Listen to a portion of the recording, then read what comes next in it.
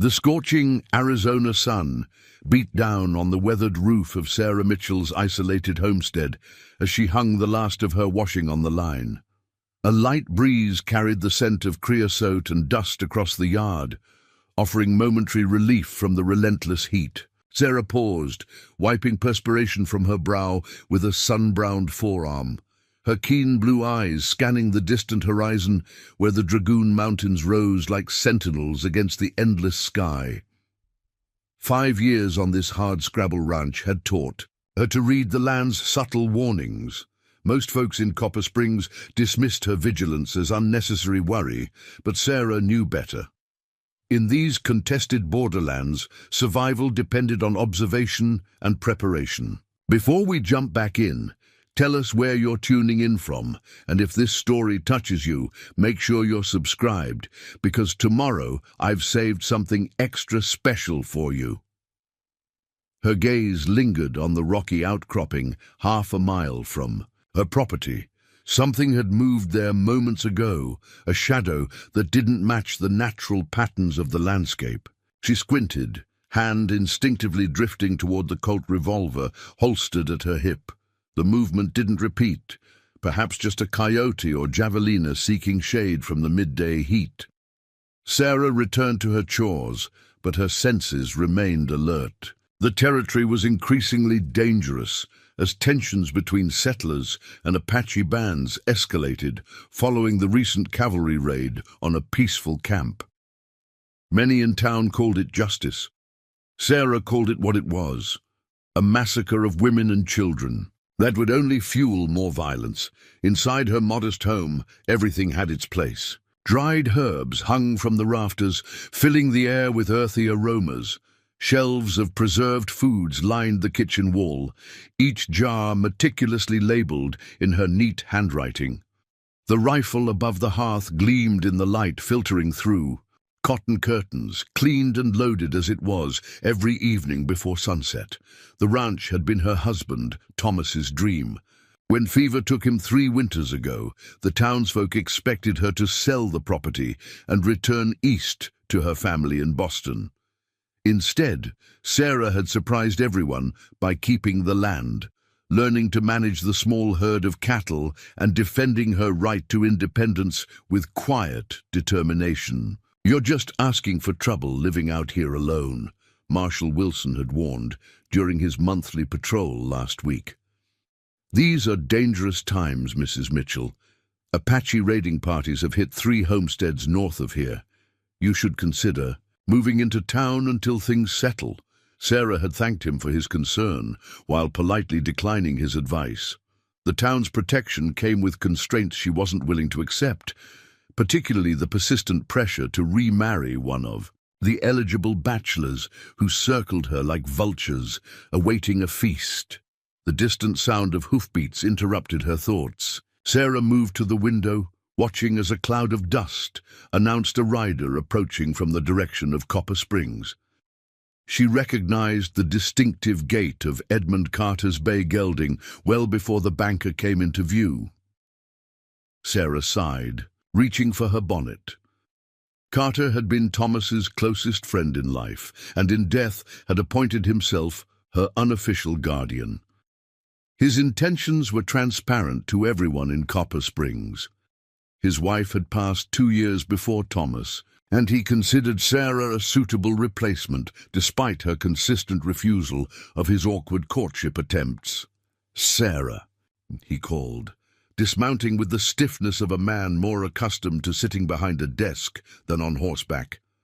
"I've brought mail and supplies." He removed his hat, revealing a shock of prematurely white hair that contrasted sharply with his sun-reddened face. "That's kind of you, Edmund," Sarah replied, stepping onto the porch, "though I wasn't expecting a delivery until next week." Carter shifted uncomfortably, his formal attire ridiculous in the harsh desert setting. "The town council met yesterday. I felt you should hear the news directly." Sarah raised an eyebrow, but said nothing as she accepted the parcel he offered. Experience had taught her that silence often revealed more than questions. "There's been another attack," Carter continued, his voice dropping as though the empty landscape might be listening. "The Peterson place, just 15 miles north of here. Everyone's dead. Livestock taken, buildings burned. The Petersons had a government contract to supply beef to Fort Bowie," Sarah observed quietly. "They were underpaying local Apache scouts and cheating on their deliveries." Carter's expression hardened. "That doesn't justify butchery, nor does it justify assumption," Sarah countered. "Rustlers and outlaws are just as likely." "It was Apaches," Carter interrupted firmly. "Army trackers confirmed it. The council has requested additional cavalry protection. In the meantime, we're organizing volunteer patrols." He paused, clearly uncomfortable with what came next. "Sarah, the council strongly recommends you relocate to town. Temporarily, of course." Sarah's spine straightened imperceptibly. "And I strongly decline, Edmund. This ranch represents everything Thomas and I built together." "Thomas would want you safe," Carter persisted. "At least accept some protection. Young Taylor Crawford has volunteered to stay here as a guard. He's a good shot and has made his interest in me and this property abundantly clear." Sarah finished for him. "No thank you, Edmund.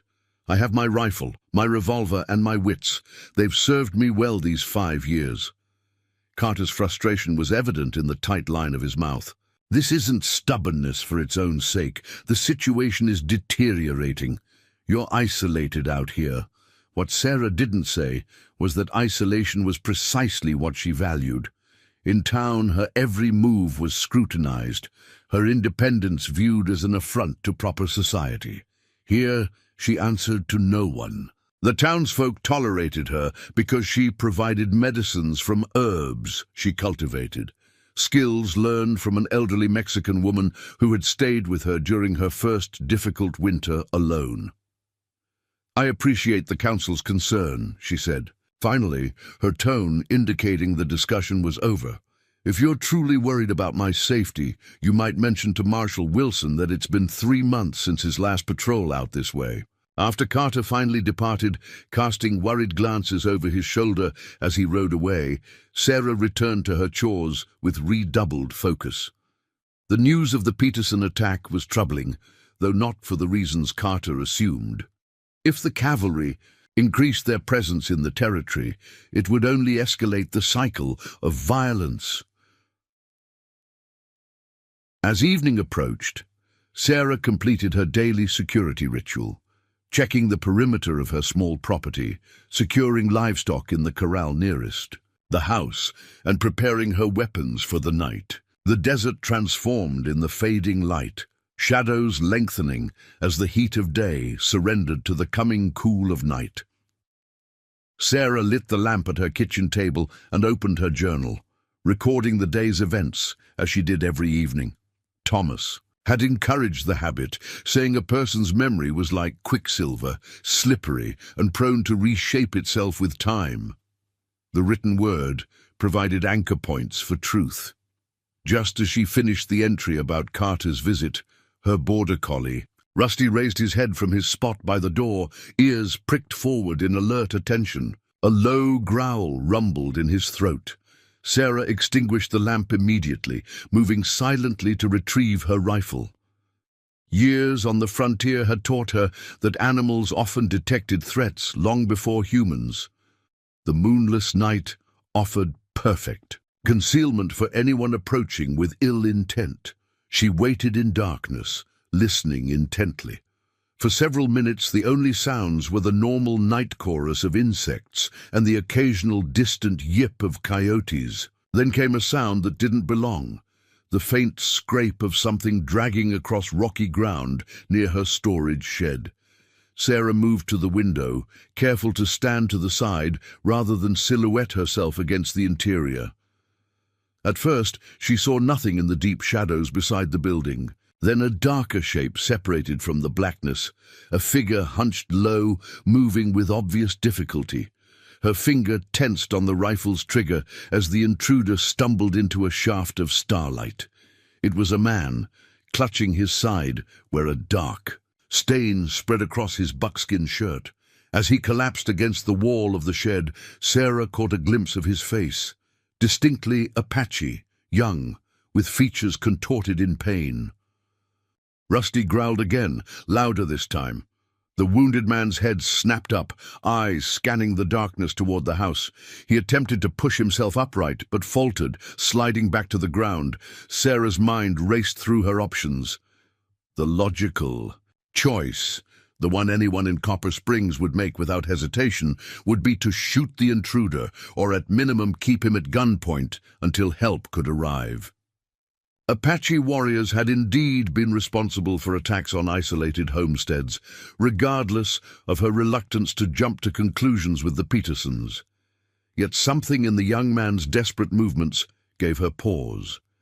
He was severely wounded, likely unable to pose any real threat.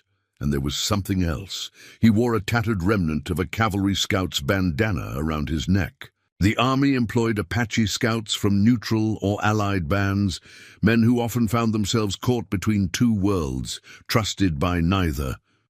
For reasons she couldn't fully articulate, Sarah made a decision that ran counter to everything the frontier had taught her about self-preservation. Setting her rifle aside, she lit a small lantern and stepped onto the porch. "I know you're there," she called firmly. "I'm coming out. I have a gun, but I don't intend to use it unless you force me to." The wounded Apache remained motionless as she approached cautiously, Rusty staying close at her heels. As she drew nearer, the extent of his injuries became apparent. A deep knife wound in his side, a bullet grazed across his upper arm, and multiple contusions on his face and torso. He'd been systematically beaten before making his escape from whatever situation had left him in this condition. His dark eyes followed her movements with the wariness of a trapped animal. When she knelt beside him, he tensed, hand moving toward, a knife at his belt. "I'm not going to hurt you," Sarah said, keeping her voice steady. "You're injured. Let me help." The young man's expression remained guarded, but his hand dropped away from the weapon. He spoke a single word in Apache, then switched to heavily accented English. Why help? It was a fair question, one Sarah wasn't entirely sure she could answer. "Because you need it," she said simply, "and because that's an Army Scout's bandana you're wearing." A flicker of something crossed his face, surprise perhaps that she had noticed this detail. He nodded once, a barely perceptible movement. "Was a scout for Captain Reynolds, Fort Bowie." Sarah's mind worked quickly. Captain Reynolds had a reputation as one of the few army officers who treated his indigenous scouts with respect. If this man had served under him, it partially explained the situation. "What's your name?" she asked, already examining the wound in his side with clinical detachment. He hesitated before answering. "John." Then, seeing her skeptical expression, he added, "White name, given at mission school, Apache name." He winced as she probed the wound. "Naicho, means strong." "Well, Naicho, you're going to need to be strong," Sarah replied, making a quick decision. "This wound needs cleaning and stitching. Can you walk if I help you?" He nodded grimly, and with considerable effort, they managed to get him inside the house. Sarah's practical nature took over as she gathered her medical supplies, knowledge gleaned from her father, a physician in Boston, enhanced by local remedies she'd learned in Arizona. "What happened?" she asked as she cleaned the knife wound, trying to distract him from the pain. Naicho's breathing was labored, but his voice remained steady. "Cavalry raid 3 days ago, at my people's camp. I was not there, on a scout mission. When returned, found," his voice faltered, "women, children dead, my brother's wife, his son. Soldiers said camp harbored warriors who attacked settlers." "The massacre near Whitetail Creek," Sarah said quietly. She'd heard whispers about it in town, accounts that contradicted the official story. "But you're wearing a scout's bandana. Why were you attacked?" Bitterness flashed in his eyes. "New lieutenant said Apaches can't be trusted anymore, that we help raids by giving information. Ordered scouts disarmed. Those who resisted, he gestured to his wounds. I escaped. 3 others did not.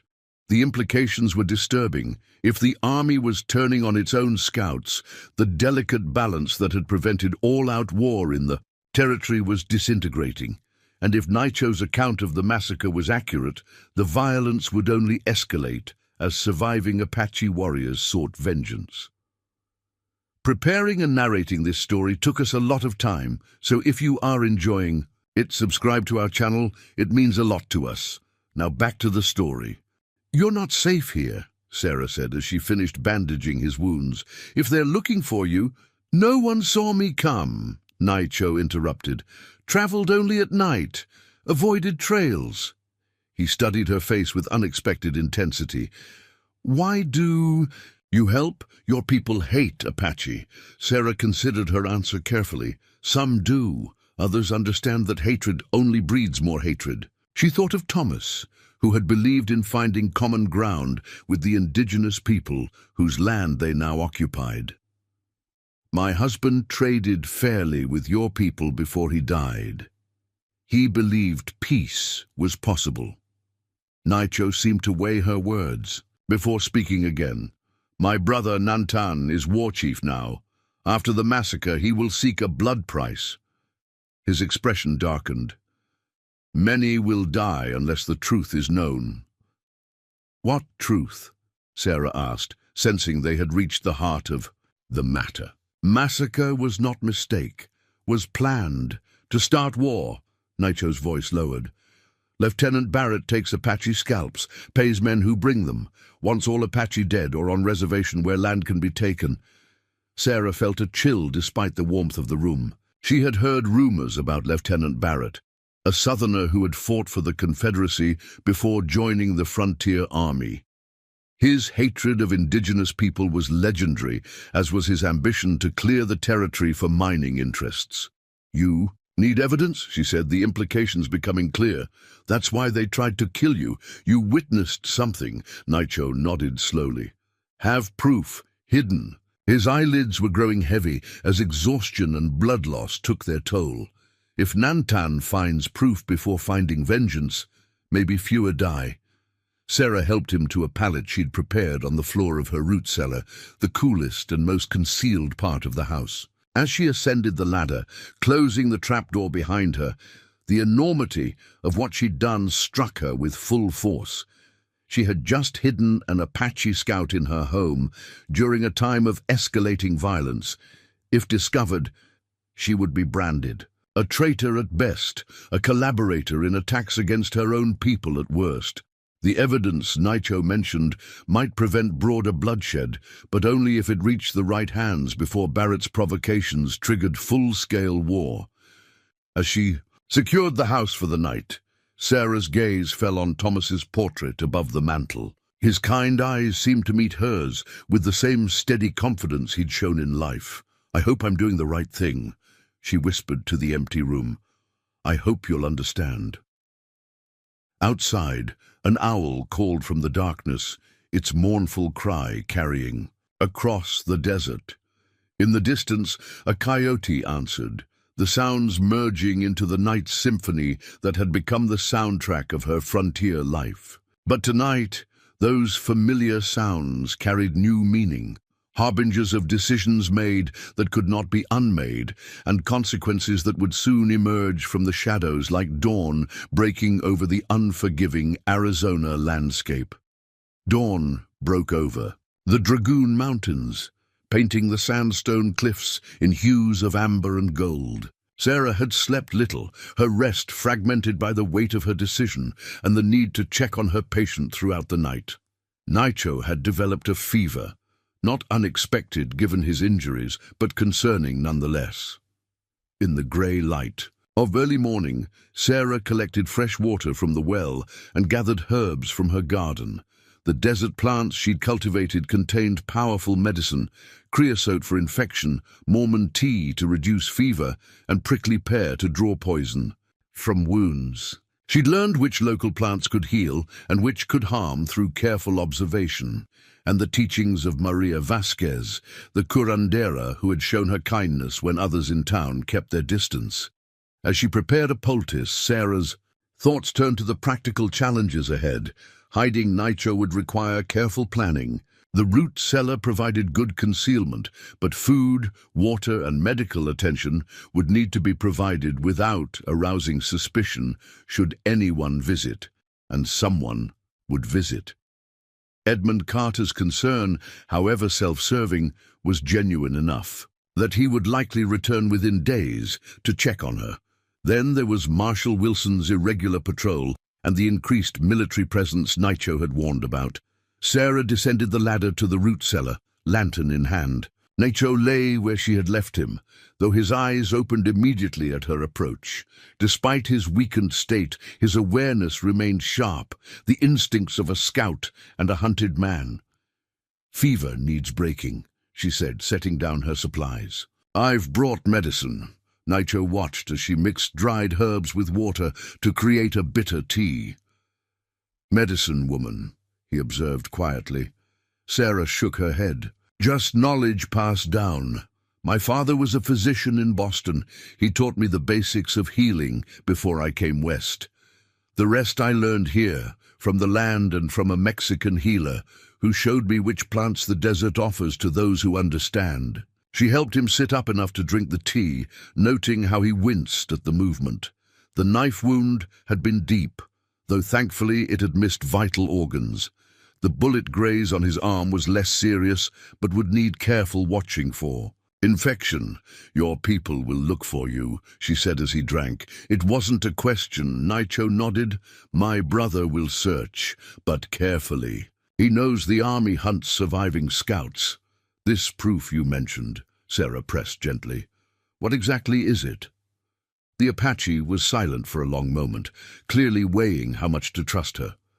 Finally, he reached beneath the bandana at his neck and withdrew a small object wrapped in oilskin. Unwrapping it carefully, he revealed a military insignia, a lieutenant's bars, and a folded paper. "Found after the massacre. Lieutenant Barrett dropped this when collecting scalps." His voice remained steady, but his eyes reflected deep rage. "Contained beneath discipline. Paper has names, payments, scalps delivered and price paid." Sarah felt her stomach turn as she examined the document. It was a crude ledger containing dates, names, and amounts. Some entries simply listed buck, squaw, or child with corresponding prices. Most disturbing were entries marked friendly with higher values assigned. "He's paying for scalps of friendly Apaches," she whispered, the horror of it sinking in. "Even children." "To make war," Nitro confirmed. "Barrett wants Apache land for mining friends. Needs reason for the army to remove all Apache from territory." The implications were staggering. If Barrett succeeded in provoking a full-scale Apache uprising, the military response would be overwhelming. Every band in the territory would be hunted down and forced onto reservations. Exactly the outcome mining interests had been pushing for. "This needs to reach proper authorities," Sarah said, carefully refolding the paper.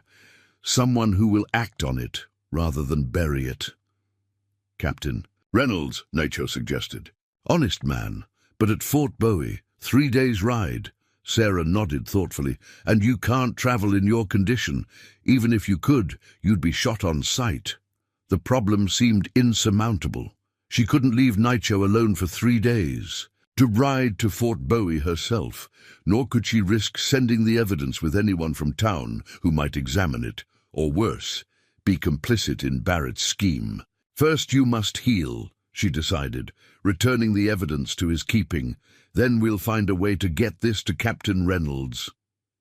As she rebandaged his wounds, applying the poultice of desert herbs, Sarah felt a strange sense of purpose she hadn't experienced since Thomas's death. For 3 years, she had simply existed, maintaining the ranch, defending her independence, finding meaning in small daily victories against the harsh land. Now, suddenly, her actions had consequence beyond her own survival. "Why you risk Naicho asked abruptly. Your people kill you if discover. The question gave Sarah pause. Why indeed was she risking everything, her safety, her property, her standing in the community, for this man and his cause? Because what Barrett is doing is wrong, she answered finally. And because too many people look away from wrong when confronting it is difficult or dangerous. She secured the last bandage before continuing. My husband believed justice matters more than convenience. I try to honor that belief. Naicho studied her face with that same intensity he had shown the previous night. After a moment, he reached for his knife, a movement that made Sarah tense instinctively, but instead of wielding it as a weapon, he used it to cut a small strip of leather from his belt. With practiced fingers, he quickly wove it into a simple but distinctive pattern. Apache symbol of protection, he explained, offering the small token. If my people find you, show this. Tell them Anai Naicho means Naicho's brother.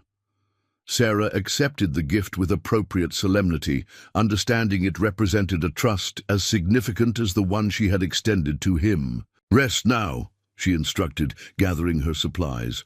I'll return with food later if anyone comes to the house. I will be silent as shadow, Naicho promised, his eyelids already growing heavy as the herbal tea took effect. Sarah ascended the ladder and secured the trapdoor, carefully arranging the rug over it. As she moved through her morning chores, feeding livestock, collecting eggs, tending the garden, her senses remained heightened, every distant sound drawing her attention. By midday, the heat had become oppressive, the air shimmering above the baked earth. Sarah was mending a shirt on the porch, strategically positioned to observe approaches from all directions, when she spotted dust rising from the trail leading toward town. Her first thought was that Edmund Carter had returned as expected, but as the riders drew closer, she recognized the distinctive blue uniforms of cavalry soldiers. 3 riders, moving at a determined pace directly toward her ranch. Sarah's heart hammered in her chest, but her face remained composed as she set aside her mending and stood to meet the approaching patrol. Rusty positioned himself at her side, sensing her tension.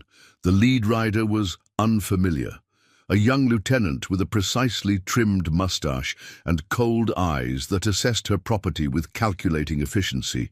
The insignia on his uniform matched the one Naicho had shown her. Lieutenant Barrett. Mrs. Mitchell, he called, reining in his horse. Lieutenant James Barrett, 6th Cavalry. We're conducting a security sweep of outlying properties. That's considerate of you, Lieutenant, Sarah replied evenly. Though Marshal Wilson usually handles local security matters. Barrett dismounted, with fluid grace that spoke of a man comfortable with his authority. His 2 companions, a weathered sergeant and a younger private, remained mounted, their posture alert. These aren't usual times, ma'am, Barrett said, removing his hat with practiced courtesy that didn't reach his eyes. We've had reports of hostiles in the area, Apache renegades, including some former scouts who've turned against the army. Sarah maintained a neutral expression. I've heard about the Peterson attack, a terrible business. Indeed. Barrett's gaze swept the ranch buildings with professional assessment. You're quite isolated out here, Mrs. Mitchell. The army is concerned about the safety of citizens in outlying areas. I appreciate the concern, but I manage well enough. She gestured toward the house. Would you and your men care for water? The ride from Fort Bowie is a dusty one. Barrett smiled thinly. Thoughtful of you, ma'am, but we're not stationed at Bowie. My company's establishing a forward camp near Copper Springs to address the Apache threat more directly. The implication was clear. Barrett was operating with considerable autonomy, away from the oversight of Fort Bowie's command structure, and away from Captain Reynolds, who Naicho had indicated would oppose his methods. Have you observed any unusual activity recently? Barrett continued. Any signs of Apache movement near your property? Perhaps items missing that might have been taken? Nothing missing, Lieutenant, Sarah answered truthfully. And no sign of Apache activity. This, too, was technically true. Nacho had come to her property, not raided it. Barrett nodded, though his eyes continued to assess the surroundings. One of our scouts deserted 3 days ago. Apache fellow, likely headed back to his people with information about army movements. Dangerous situation. If you see any sign of him or any other Apache, you're to report it immediately. Of course, Sarah agreed, maintaining her composed demeanor despite the cold fear gripping her spine. Though I can't imagine why a deserter would come this way, rather than heading directly for Apache territory in the mountains. Apache scouts know the territory intimately, Barrett replied. He might take an indirect route to avoid pursuit. His gaze sharpened. The man is a traitor, Mrs. Mitchell. He abandoned his post after an engagement with hostile forces. That makes him an enemy combatant, to be dealt with accordingly. The deliberate mischaracterization of what had happened, Nacho hadn't deserted, but escaped execution, confirmed everything the wounded scout had told her about Barrett's duplicity. I understand, Lieutenant. I'll be vigilant. Barrett seemed about to say more when his attention was caught by something near the corral.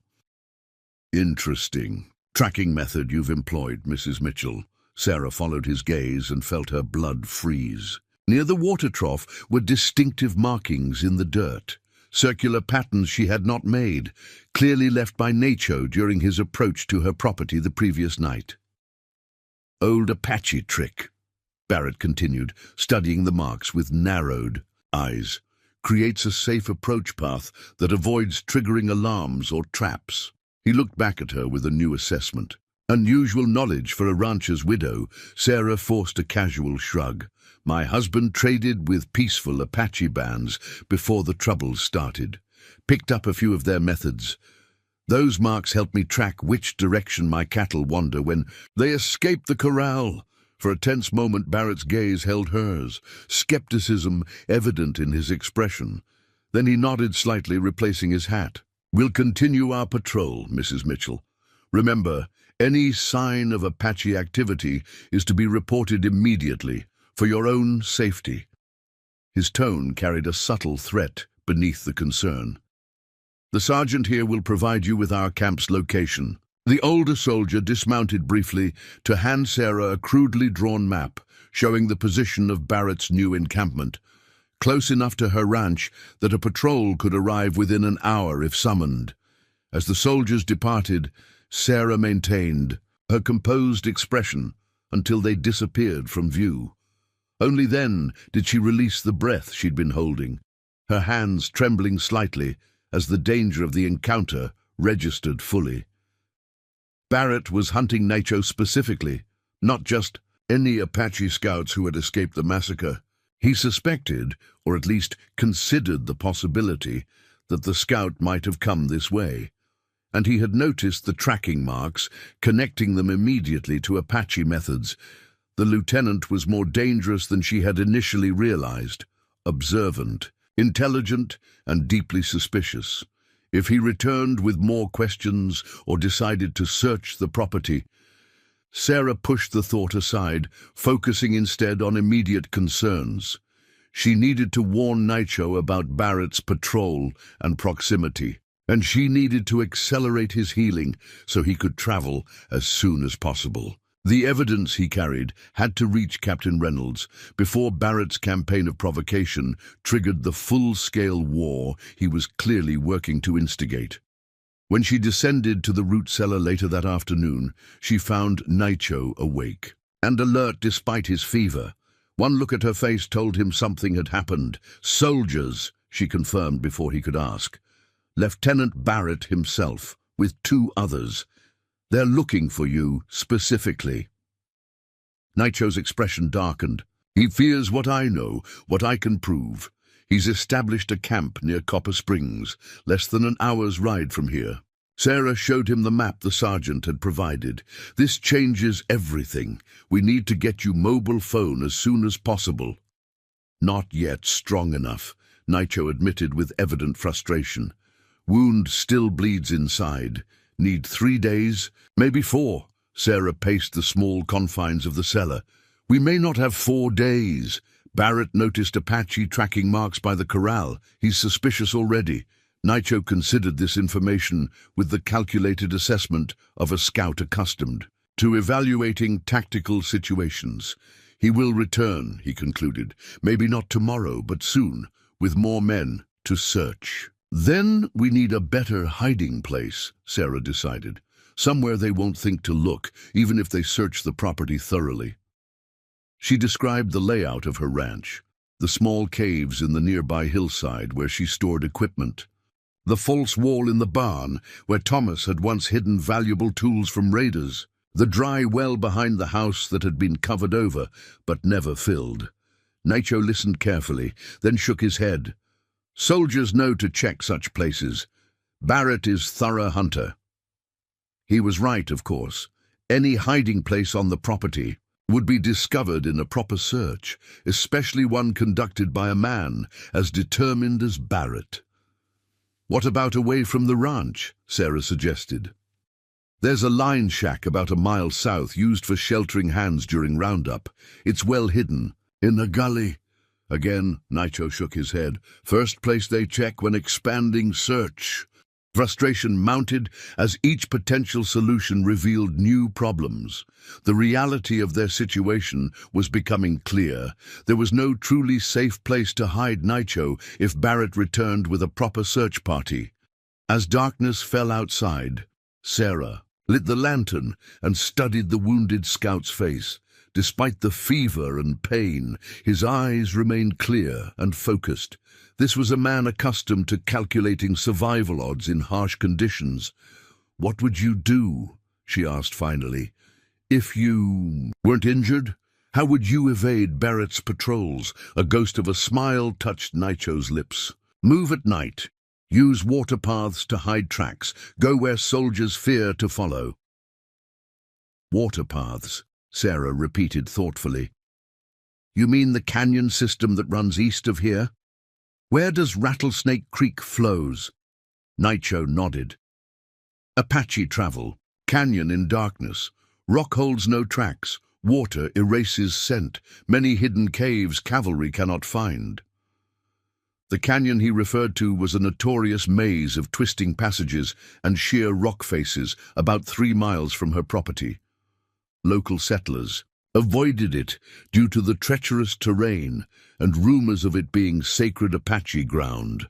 The army rarely ventured there, preferring to patrol the more open desert where their horses and superior weapons gave them tactical advantage.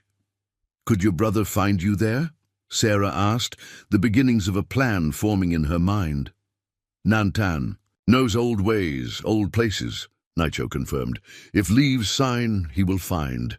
It was dangerous, perhaps foolishly so, but it offered a solution to their immediate problem. If they could move Nitro to the canyon before Barrett returned with a search party, the evidence might remain safe until either the scout was strong enough to travel to Fort Bowie or his brother found him. Tomorrow night, Sarah decided. If your fever breaks and you can travel a short distance with support, I'll take you to the canyon entrance. There's a cavern system near the first waterfall that few white settlers know exists. Nitro studied her face with that now familiar intensity. Dangerous for you. If caught helping Apache. They already suspect me, Sarah replied, her voice steady despite the fear curling in her stomach. Barrett saw the tracking marks. He'll be watching regardless of what I do now. She straightened her shoulders, decision made. Better to act while we still have some advantage of surprise. As she ascended the ladder, leaving Nitro to rest, Sarah felt the weight of consequences settling over her like an approaching storm. The path ahead was fraught with danger. Not just physical threat, but the certainty that she was crossing boundaries that would forever mark her as separate from her own community. Yet there was a strange liberation in that knowledge. The frontier had already shaped her into someone unrecognizable to her Boston family, A woman who could defend her own property, birth a calf without assistance, and face down armed men with steady composure. This new challenge was simply another evolution, another step away from the constraints of what others believed possible or proper. Outside, the desert night enveloped the ranch in velvet darkness, punctuated by stars that seemed close enough to touch. Somewhere in those same hills where she planned to hide Naicho, his brother Nantan was perhaps already gathering warriors for vengeance, unaware that the evidence that might prevent unnecessary bloodshed lay wrapped in oilskin beneath a scout's bandana. Sarah stood on her porch, listening to the night sounds of the desert, the distant howl of coyotes, the rustle of creatures in the brush, the whispering wind through creosote and sage. Tomorrow night she would venture into that darkness with a wounded Apache scout, risking everything in the hope that justice might prevail over hatred. For now she could only prepare, gathering supplies, planning their route, and strengthening her resolve for what lay ahead. The road to the canyon would be just the beginning of a journey whose end she could not yet foresee, but whose necessity she felt with bone-deep certainty. The day passed with excruciating slowness as Sarah prepared for their nighttime journey. Each task required careful consideration: what supplies were essential, how to transport Naicho without worsening his injuries, what evidence to leave behind should anyone come looking for her. Throughout the day, she made deliberate visible trips to the garden, the barn, and the storage shed, establishing normal patterns of movement that any observer would recognize as routine. Between these visible activities, she quietly gathered what they would need: a small medical kit, dried meat and hardtack that would sustain them without requiring cooking, water skins, and a few small tools that might prove useful. Naicho's fever had broken by mid-afternoon, a promising sign. When Sarah checked on him in the root cellar, she found him sitting up, methodically testing his range of motion despite obvious pain. "The herbs work," he acknowledged as she changed his bandages. The wound looked better, still angry and raw, but with healthy pink edges rather than the infected red of the previous day. "You'll need your strength tonight," Sarah cautioned, noting how he winced when he rotated his torso. "The canyon is 3 miles from here, across difficult terrain." "I will manage," Naicho replied with quiet confidence. Wounded Apache can still outpace cavalry in darkness. As they prepared, Sarah shared what she knew of the canyon system, the narrow entrance that would be difficult to spot in darkness, the series of shallow pools formed by seasonal runoff, and the cavern she remembered from a rare exploration with Thomas during their first year on the ranch. "Few settlers venture there," she explained. "There are stories about it being sacred ground, haunted by Apache spirits." A hint of amusement flickered in Naicho's eyes. "Stories my people encourage. Good way to protect important places from those who do not respect them." As the sun began its descent toward the western horizon, Sarah completed her final preparations. She dressed in her most practical clothing: sturdy trousers usually reserved for cattle work, a dark shirt that wouldn't reflect moonlight, and well-worn boots that knew the contours of the land. Around her neck, hidden beneath her collar, she placed the protective token Naicho had created. Her revolver was secured at her hip, and a knife was strapped to her boot. In a saddlebag packed for their journey, she included a small looking-glass, not for vanity, but as Thomas had taught her, for signaling in emergencies. Dusk arrived with a spectacular display of color that gradually faded to deep blue, then to the velvety blackness of a desert night. Sarah waited until full darkness before retrieving Naicho from the root cellar. She had decided against using horses, which might leave trackable evidence of their departure. Instead, she had fashioned a travois that she could pull herself, allowing the injured scout to conserve his strength. "We'll follow the dry creek bed east," she explained, as she helped him settle onto the travois. "It adds some distance, but provides better cover and softer ground." Naicho nodded, his dark eyes reflecting starlight. Creek bed also catches the key. Night wind carries scent away from the ranch. Good choice. With Rusty ranging ahead as a silent sentry, they began their journey. Sarah pulled the travois with determined strength, her body accustomed to physical labor after years of managing. The ranch alone. The night was mercifully clear, with enough starlight to navigate without a lantern that might betray their position. The first mile passed without incident, the relative flatness of the terrain allowing steady progress. Sarah maintained awareness of their surroundings with the heightened senses of someone whose survival had long depended on reading subtle changes in the environment. Every rustle of nighttime creatures, every shift in the wind carried information.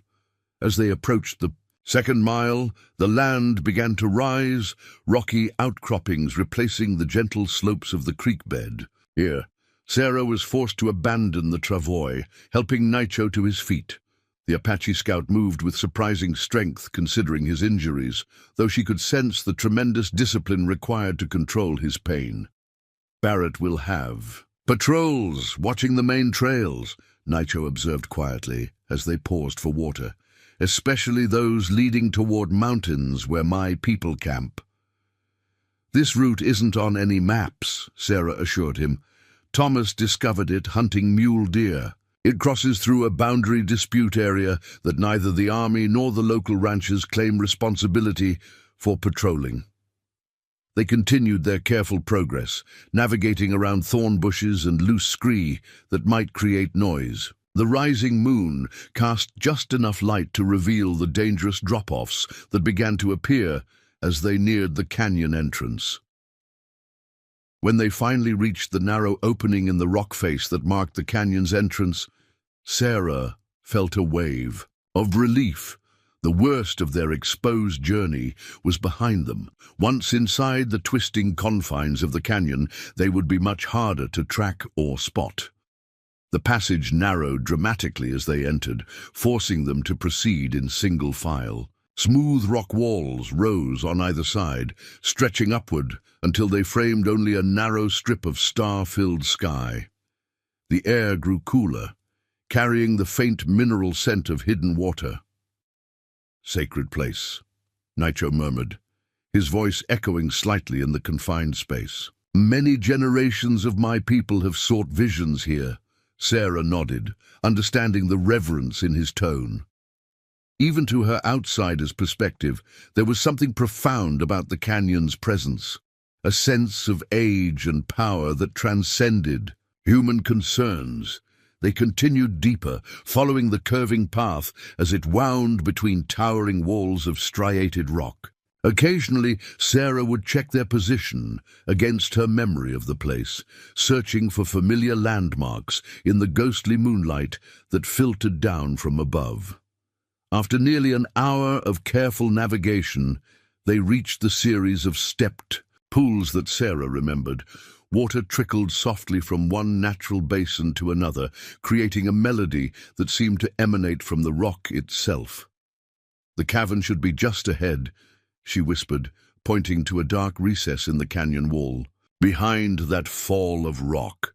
As they approached, Rusty suddenly froze, hackles rising along his spine. A low growl rumbled in his throat, barely audible over the water's gentle music. Sarah and Nicho both went still, senses straining against the darkness. For several heartbeats, there was only silence beyond the water's movement. Then came a sound. The subtle shifting of weight on stone, the whisper of leather against rock. Someone was in the cavern ahead. Nicho's hand moved to the knife at his belt, his body tensing despite his injuries. Sarah drew her revolver, stepping slightly forward to place herself between the injured scout and whatever waited in the shadows. "Who's there?" she called, her voice steady despite the fear coursing through her. "Show yourself." There was a moment of continued silence, then a match flared in the darkness, illuminating a face that made both Sarah and Nicho freeze in surprise. Edmund Carter stood in the cavern entrance, a small lantern now casting a circle of yellow light around him. His city clothes were rumpled and dust-covered, his normally immaculate hair disheveled. "Sarah," he acknowledged, his expression unreadable in the flickering light. "I had hoped I was wrong." Sarah kept her revolver trained on him, mind racing. "How did you find us?" "I didn't track you here tonight, if that's your concern," Carter replied, his tone oddly formal given the circumstances. "I've been watching your ranch since Lieutenant Barrett's visit yesterday. Saw his interest in those markings by your corral. When he returned to town, he was asking questions about you, your habits, your sympathies." "So you decided to spy on me?" Sarah's voice hardened, though a chill ran through her at the news Barrett had been asking questions in town. Carter stepped forward, moving fully into the lantern light. "I was concerned, Sarah. Barrett isn't just some army officer following orders. He has powerful connections with mining interests who want the Apache removed by any means necessary." His gaze shifted to Naicho, who remained poised for action despite his injuries. "When I realized you were hiding someone, I guessed you'd bring him here if Barrett's suspicions grew too strong." "You knew about this place?" Sarah asked, still not lowering her weapon. A sad smile crossed Carter's face. "Thomas showed it to me once. Said if there was ever real trouble, this canyon provided the best natural defense in the territory." He paused, gaze returning to Sarah. "I'm not here to arrest you or to alert Barrett, if that's what you're thinking." "Then why are you here, Edmund?" Sarah asked, suspicion evident in her tone. Carter set the lantern down on a flat rock before responding. "Because I made a promise to Thomas before he died, that I'd look after you, not as a suitor, though I'll admit that hope has lingered, but as a friend who respects what you two built together." His voice softened. "Thomas believed in fair dealings with the Apache. He would have done the same as you, given the circumstances." Naicho spoke for the first time since Carter's appearance. "How do we know to trust Banker Man? Could bring soldiers. Once we are found, it was a valid concern, one Sarah shared. Carter had always been closely aligned with the town's business interests, many of which stood to benefit from Apache removal." Carter reached into his coat and withdrew a folded paper. "Because I've seen enough to understand what Barrett is doing, and I know it's wrong." He handed the document to Sarah. "This is a copy of a contract between Barrett and several mining companies. They're paying him personally, outside his military salary, to facilitate access to lands currently within Apache territory." Sarah unfolded the paper, angling it toward the lantern light. It was indeed what Carter described. A legal agreement promising substantial payment to Barrett upon successful removal of Apache obstacles to mining operations. "Where did you get this?" she asked, stunned by the evidence of corruption. "The bank handles accounts for most businesses in the territory," Carter explained. "Barrett was careless, opened an account under his own name for the first payment. When I saw the unusual deposit and its source, I made inquiries. The mining consortium mistook me for a potential investor and shared details they shouldn't have." Sarah studied Carter's face, searching for signs of deception and finding none. The banker had always been overly formal, sometimes insufferably proper, but never dishonest in business matters. "The army would court-martial Barrett if they knew," she said, lowering her revolver slightly. Carter nodded. "Which is precisely why I'm here. Your Apache friend isn't the only one Barrett wants silenced. 3 days ago, my assistant was beaten severely after asking questions about Barrett's account at my direction. The message was clear. The lieutenant has powerful friends who will eliminate anyone interfering with their plans." Nicho stepped forward, moving with deliberate control despite his injuries. "You have proof of the massacre, of scout killings?" "Not directly," Carter admitted. "But I have financial records showing Barrett received a substantial bonus the day after the massacre at Whitetail Creek. The timing is unlikely to be coincidental." Sarah and Nicho exchanged glances. Combined with the scalp payment ledger Nacho carried, Carter's financial evidence created a compelling case against Barrett. "We need to reach Captain Reynolds at Fort Bowie," Sarah said, finally holstering her revolver. "He's known to be honorable, unlikely to be involved in Barrett's scheme." Carter frowned. "Reynolds has been reassigned, or at least that's what Barrett announced in town yesterday. Supposedly transferred to Fort Laramie in Wyoming Territory. Convenient timing," Sarah observed grimly. "Removed because he would not support a false campaign against my people," Nacho added, his expression darkening. "Barrett eliminates those who stand in way." The implications were disturbing. If Barrett had managed to have Reynolds reassigned, his influence reached higher in the military hierarchy than they had assumed. It might not be enough to simply present their evidence to the next officer in the chain of command, the territorial governor, Carter suggested. "He's due in Tucson next week for a meeting with tribal representatives. Barrett's mining friends want him to approve new boundaries that would remove Apache from lands with known silver deposits." Sarah considered this option. The governor might listen, especially if presented with evidence of a military officer conspiring with private interests and instigating attacks for personal gain. "Tucson is 6 days' hard ride," Nacho pointed out. "My brother may not wait that long before seeking vengeance for massacre." He looked troubled. "Nantan will have gathered warriors by now, may already be planning strikes against settlements." The gravity of their situation settled over the small group. They had evidence that could potentially prevent a territory-wide conflict, but no clear path to deliver it to authorities who would act appropriately, and limited time before the cycle of violence Barrett had initiated spiraled beyond control. "We need a new plan," Sarah said decisively, "one that addresses both immediate and longer-term threats." In the confined space of the canyon cavern, the three unlikely allies began to formulate a strategy. Carter's unexpected appearance had changed the dynamic significantly, providing both additional evidence against Barrett and a potential connection to official channels that neither Sarah nor Nacho could safely access. "Barrett will be watching all roads to Tucson," Carter noted. "He has men stationed at key crossings, ostensibly to protect travelers from Apache attacks." "Then we don't use roads," Nacho replied simply. "Apache paths through mountains faster. Anyway, 6 days becomes 4 for those who know the old ways." Sarah nodded slowly, an idea taking shape. "Edmund, you need to return to town as if nothing has changed. Maintain your normal routine, prevent Barrett from becoming suspicious of your involvement." Carter looked skeptical. "And leave you alone out here?" "Sarah, that's necessary," she interrupted firmly. "You're more valuable as our connection in town. You can monitor Barrett's movements, perhaps even delay him if necessary.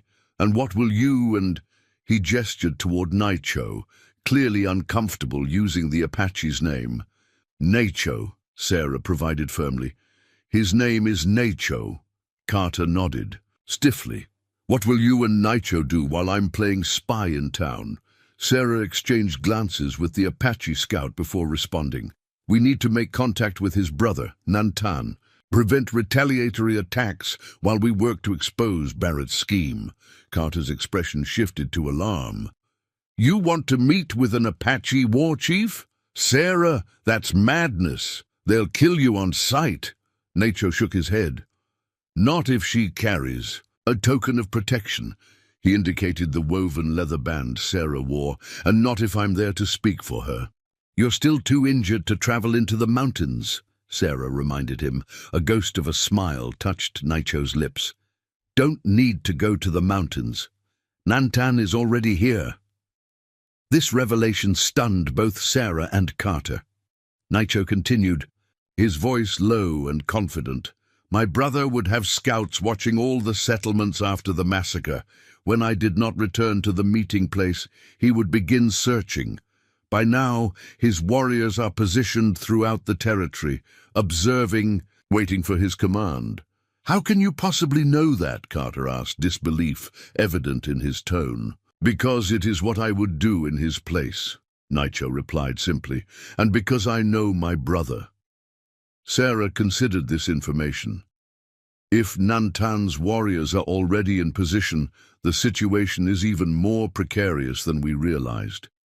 One incident could trigger attacks across the entire territory, Naicho nodded gravely, which is why we must reach him first, before Barrett creates the incident he hopes for.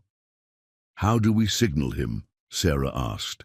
How do we arrange a meeting without risking interception by Barrett's patrols? Naicho's gaze moved to the canyon walls surrounding them. This place, sacred ground, my people check such places regularly, especially in times of conflict.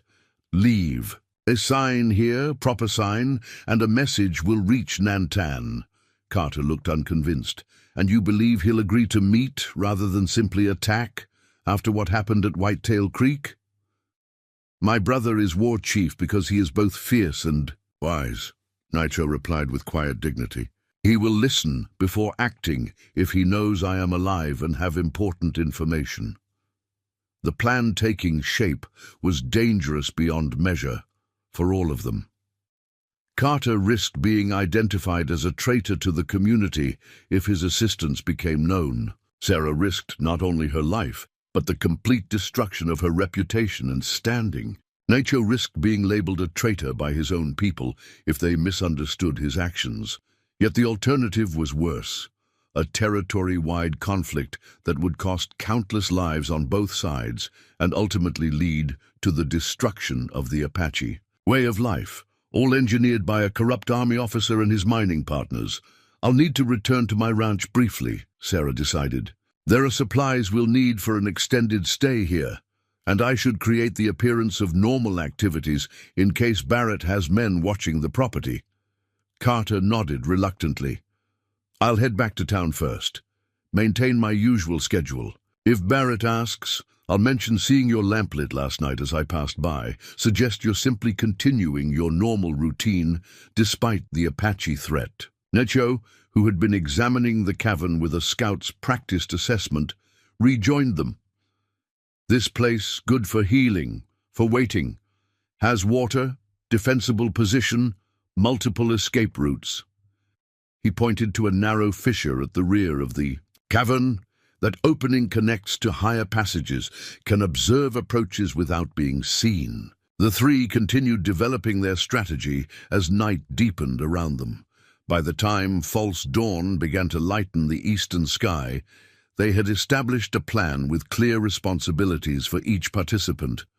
Carter would return to town, gathering additional evidence of Barrett's corruption while monitoring the lieutenant's activities.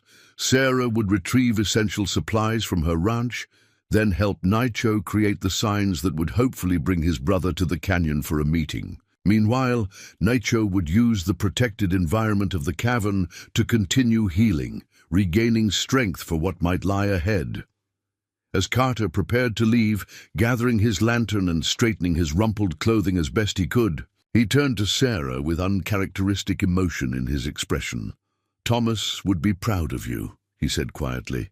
He always said you had more courage than anyone he'd ever known. Sarah felt a tightness in her throat at the unexpected words. Thank you, Edmund, for understanding, for helping. After Carter departed, following Sarah's guidance on the least visible route back toward town, she turned to find Naicho watching her with thoughtful assessment. Banker man loves you, he observed matter-of-factly. Sarah sighed, settling onto a flat rock at the cavern's entrance. In his way, perhaps, though I think it's more the idea of me that appeals to him, the respectable widow who would bring social standing to his household. Naicho lowered himself carefully beside her, mindful of his healing wounds.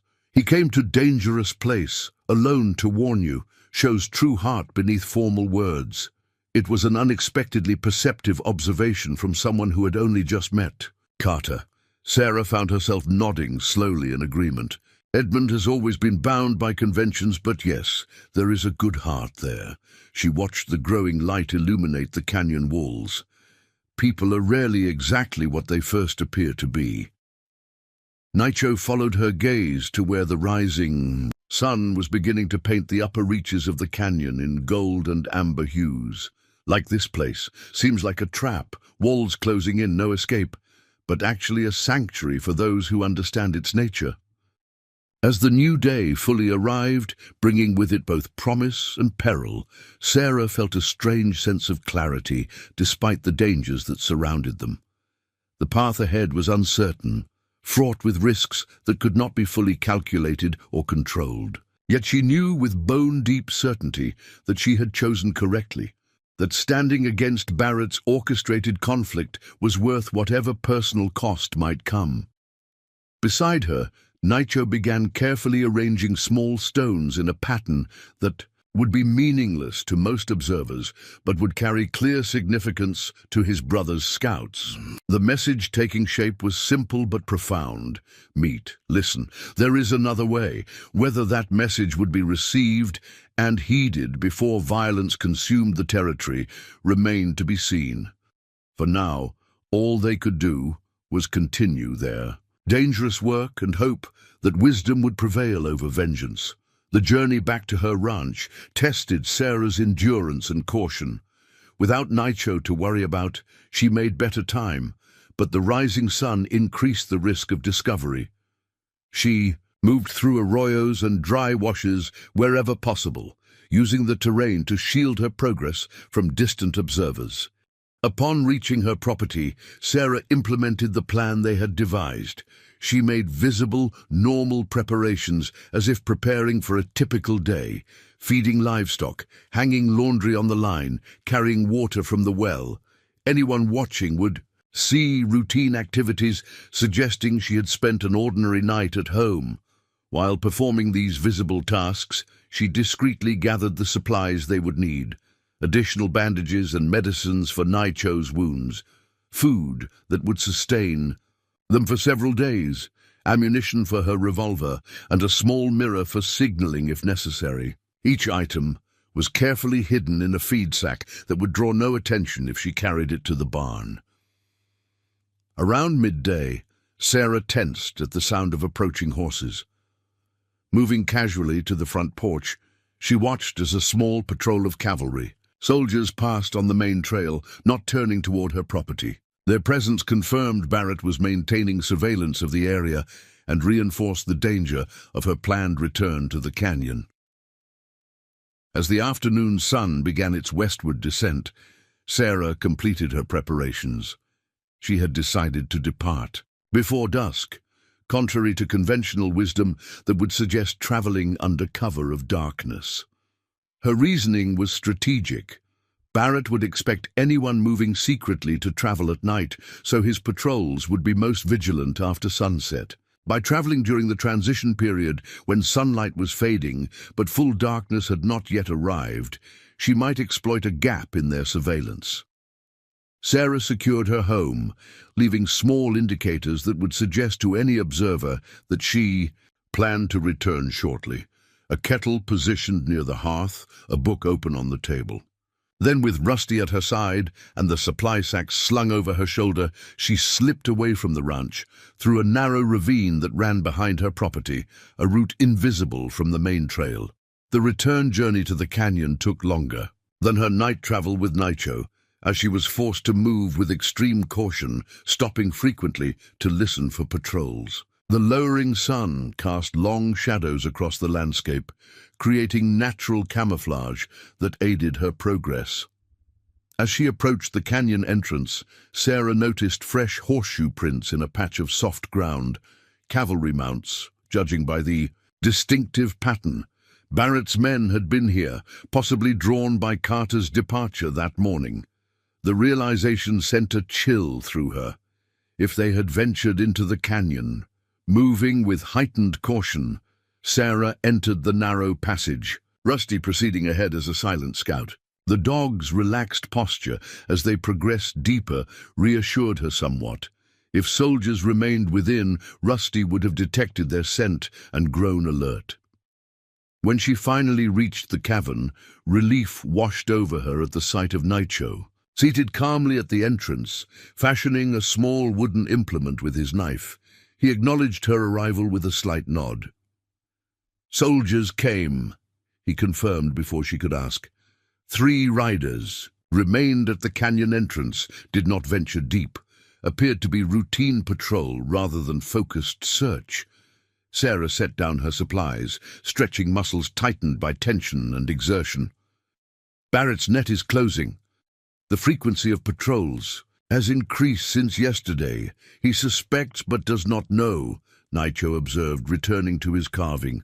"Dangerous time, waiting for mistake that will confirm suspicions." As Sarah unpacked their supplies, she assessed Naicho's condition. The day's rest had clearly benefited him. His movements were more fluid, less guarded against pain. The herbal poultice she had applied to his wound was working effectively, drawing out infection and promoting healing. "Your strength is returning," she noted with professional satisfaction. Naicho tested his arm's range of motion before responding. "Apache heal quickly when necessary. Body understands when survival depends on strength." As evening settled fully over the canyon, they shared a simple meal of dried meat and cornbread Sarah had brought from the ranch. The small fire they risked was positioned deep within the cavern, where its light wouldn't betray their presence to anyone passing the canyon entrance. "What is the sign you created for your brother?" Sarah asked as they ate. "How will he know? To come here specifically?" Naicho indicated the small arrangement of stones he had placed near the water pools outside their cavern. "Marks of our family line, combined with symbols for parley and urgency. Any scout from our band will recognize the meaning. Bring word to Nantan." "And you're certain he'll come, rather than simply sending warriors to investigate?" "If he knows where I live, he will come himself," Naicho replied with quiet confidence. "Brotherhood oath requires it." Sarah studied the Apache's face in the soft firelight. Despite days of pain and danger, his expression remained composed, reflecting an inner discipline that impressed her. She had encountered many Apache during her years on the frontier, but always at a distance defined by mutual suspicion. Naicho was the first she had come to know as an individual rather than as a representative of a feared other. "Tell me about your brother," she said, genuinely curious. "What kind of man is Nantan?" Naicho considered the question carefully, as he seemed to consider everything, weighing implications before responding. "Nantan is like a mountain lion," he said finally. "Patient hunter, watches long before striking, fierce in battle but prefers wisdom to unnecessary bloodshed." A hint of rare emotion colored his voice. "Our father was a great chief before the army killed him during peace talk. Nantan carries father's wisdom and mother's fire. Will he listen to evidence against Barrett before seeking vengeance for Whitetail Creek?" "If I ask, yes." Naicho's certainty was absolute. "Nantan understands wider war benefits no one except those who profit from Apache removal. But he will demand justice for those killed." The implications were clear. Even with evidence of Barrett's corruption, some form of retribution would be necessary to satisfy Apache concepts of justice. The challenge would be channeling that retribution toward the truly guilty, rather than allowing it to spread to innocent settlers. As night deepened, they took turns standing watch. Though the canyon provided natural protection, both recognized the foolishness of complacency. Barrett's patrols might return, or Nantan's scouts might arrive without warning. During her watch, Sarah found herself reflecting on the extraordinary circumstances that had brought her to this moment. 5 years ago, she had been the proper wife of an army captain turned rancher, hosting occasional dinner parties for neighboring settlers and carefully maintaining connections to civilization despite frontier hardships. Now she sat in a sacred Apache canyon, armed and vigilant, allied with a man whom society branded her enemy, awaiting the arrival of a war chief who might determine the fate of the entire territory. The transformation seemed impossible, yet each step along the path had followed naturally from the one before it. When Naicho relieved her at midnight, Sarah settled onto her bedroll, but found sleep elusive. The weight of what they were attempting pressed heavily on her consciousness. So much could go wrong. Barrett might discover their location, Nantan might reject their evidence, the territorial governor might dismiss their accusations against a U.S. Army officer. Yet beneath these specific concerns lay a deeper uncertainty. If they succeeded and Barrett was exposed, what would become of her? The community would never understand or forgive her actions, regardless of their justification. She would be permanently marked as an Apache sympathizer, a traitor to her race and society. The ranch she had fought so hard to maintain would become untenable as a home. Even if she retained legal ownership, the social isolation would be complete. The fragile niche she had carved for herself as an independent widow would collapse under the weight of accusations and suspicions. Sleep finally claimed her as these thoughts circled without resolution. Her dreams were fractured images of pursuit and hiding, of faces that shifted between friend and foe without warning. Dawn arrived with gentle illumination that gradually filled the canyon with amber light. Sarah woke to find Naicho already alert. His attention focused on the canyon entrance. "Someone approaches," he said without turning. "Single rider moving cautiously." Sarah reached for her revolver, moving silently to a position that offered both concealment and a clear view of the approach path. Through the narrow opening that framed the canyon entrance, she could make out a mounted figure advancing slowly along the twisting path. "It's Edmund," she said with surprise, recognizing the banker's distinctive posture even at a distance. Something must have happened for him to return so soon. They waited as Carter navigated the increasingly narrow passage, eventually dismounting.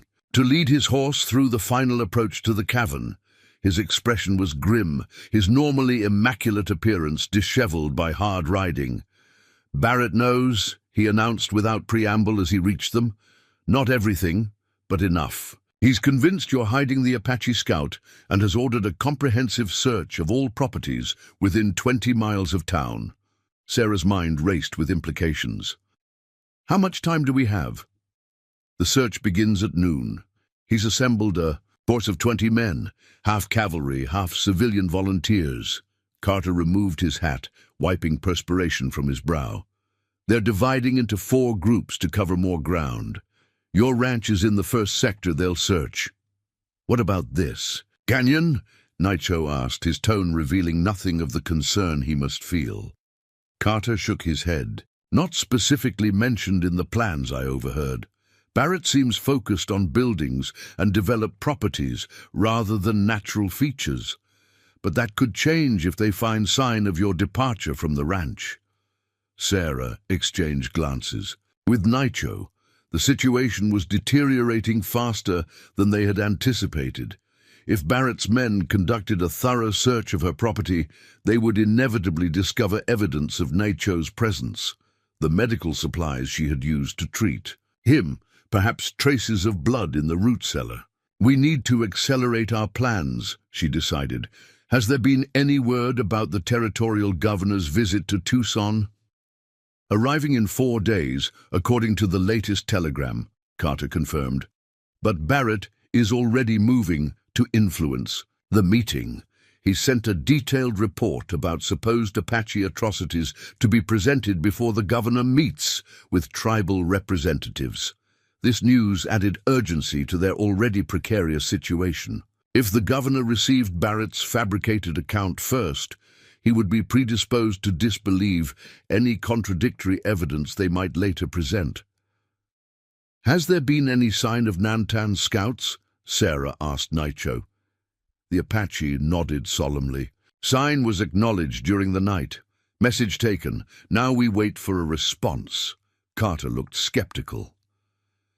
"And if Barrett's search parties find this place before your brother responds?" "Then we fight or flee," Naicho replied simply. "Canyon offers advantages to those who know its paths, many ways to disappear if necessary."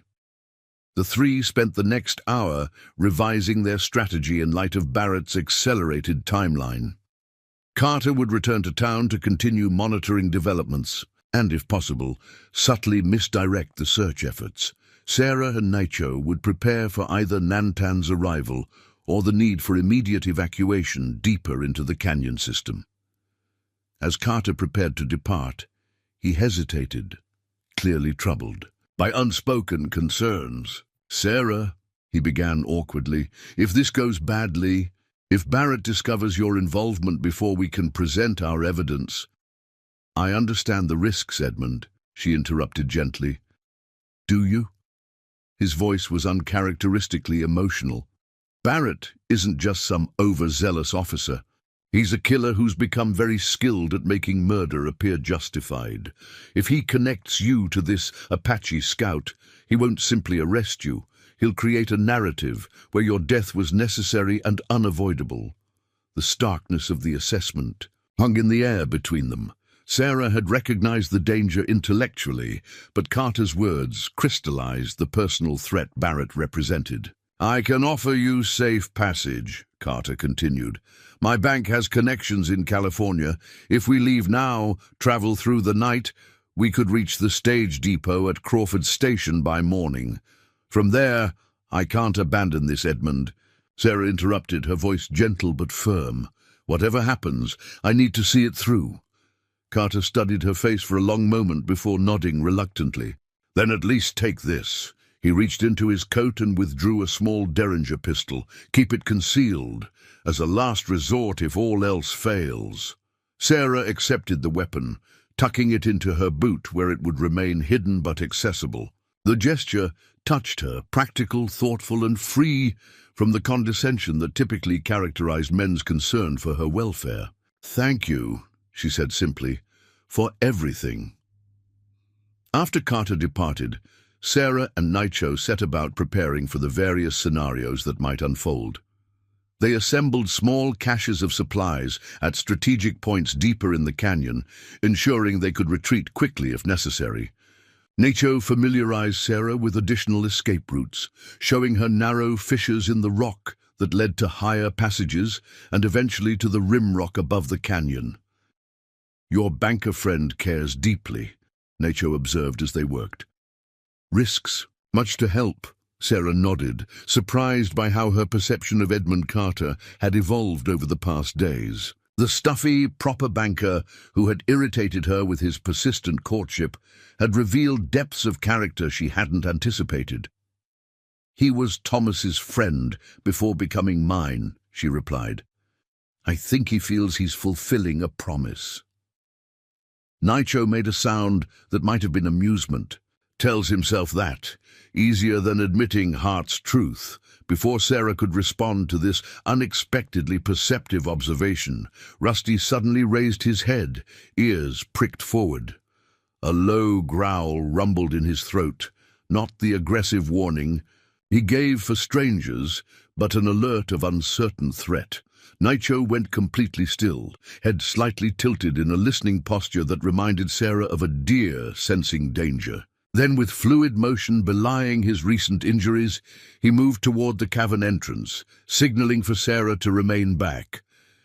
She ignored the instruction, drawing her revolver as she followed him to a position that offered a view of the canyon. Approach while maintaining cover. For several minutes, they waited in tense silence, straining to detect whatever had alerted Rusty's keen senses. The first indication came as a subtle shift in the quality of light, a momentary shadow passing across the canyon wall where no cloud had crossed the sun. Then, silently as mist settling into a valley, figures appeared among the rocks, flanking the approach to their cavern. 5 Apache warriors materialized from surroundings where Sarah would have sworn no one could hide. Their faces were painted with red and black designs that transformed human features into something otherworldly and terrifying. Each carried multiple weapons, bows, lances, knives, positioned for immediate use. But it was the sixth figure who commanded attention, emerging last from the shadows with the controlled power of a predator, confident in its dominance. Taller than the others, with a bearing that radiated authority, the warrior wore a single eagle feather secured in a band around his head. His chest crossed with bandoliers of ammunition for the modern rifle held casually in his hands. "Nantan," Naicho said softly, stepping forward into the open space before the cavern. For a moment that stretched like an eternity, the brothers regarded each other across the distance, one wounded but healing, standing beside a white woman with her revolver still drawn, the other surrounded by warriors, prepared for immediate violence, his expression unreadable beneath the ritual paint that marked a war chief on campaign. Then Nantan spoke a single word in Apache. Whatever it meant caused an immediate reaction among his warriors, who lowered their weapons slightly, though they remained vigilant. Naicho responded in their shared language, his words flowing too quickly for Sarah to catch any of the few Apache phrases she recognized. As he spoke, Nantan's gaze shifted to her, dark eyes assessing with penetrating intensity. Conscious that her next actions might determine not just her fate, but potentially that of many others, Sarah slowly holstered her revolver, then reached beneath her collar to withdraw the woven leather token Naicho had given her. She held it visible in her open palm, then spoke the phrase he had taught her, "Ana-i Naicho." Nantan's expression flickered with what might have been a surprise. He responded with a rapid series of questions directed at his brother. Naicho answered at length, occasionally gesturing towards Sarah or pointing to his healing wounds. The tension in the canyon was palpable as this exchange continued. Sarah remained still, recognizing that this moment balanced on a knife's edge between potential peace and immediate violence. The Apache warriors watched her with unwavering attention, their weapons still ready despite being lowered. Finally, Nantan stepped forward, crossing half the distance between them. He spoke directly to Sarah in accented but clear English. "My brother says you saved his life when others of your kind would have taken it, that you risk your own safety to help prevent greater bloodshed." His tone revealed nothing of whether he believed this assessment. Why would a white woman help an Apache scout? Why take such a risk? It was the essential question, one Sarah had asked herself repeatedly since finding Naicho wounded beside her storage shed. The answer had evolved with each passing day, becoming clearer as events unfolded. "Because justice matters more than the color of one's skin," she replied, meeting his gaze directly. "Because Lieutenant Barrett is deliberately creating conflict to profit from Apache suffering. And because your brother carries proof that could stop a war before it begins, if the right people see it." Nantan studied her face with the same penetrating intensity his brother had shown. Whatever he sought, fear, deception, weakness, he apparently did not find it. After a long moment, he turned back to Naicho and spoke again in Apache. Naicho responded by withdrawing the oilskin packet containing Barrett's scalp payment ledger. He handed it to his brother, who examined the document with careful attention, his expression darkening as he absorbed its contents. When he looked up again, the war chief's eyes burned with controlled fury. "This man Barrett takes scalps of our children for gold?" "Yes," Sarah confirmed, "and he orchestrated the massacre at Whitetail Creek to provoke your people into attacks that would justify removing all Apache from the territory." Nantan was silent for a long moment, his face revealing nothing of the calculations surely racing through his mind. When he finally spoke, his voice was measured, but carried the weight of absolute authority. "You will tell me everything. From the beginning, leave nothing hidden." He gestured toward the cavern entrance. "Then we will decide if white woman's justice is worth pursuing before Apache justice claims what is owed in blood." As the war party followed them into the cavern, warriors positioning themselves strategically around the perimeter while Nantan seated himself directly across the fire pit from Sarah. She realized they had reached the pivotal moment that would determine countless lives. Either Nantan would be convinced that pursuing Barrett through official channels offered better hope for his people than immediate violent retribution, or by nightfall, raids would begin across the territory that would trigger the very war they sought to prevent. The next few hours would determine which path the future would take. Sarah gathered her thoughts, preparing to present their case to a man who had every reason to disbelieve anything a white person told him, and whose decision would shape the destiny of everyone in the Arizona territory.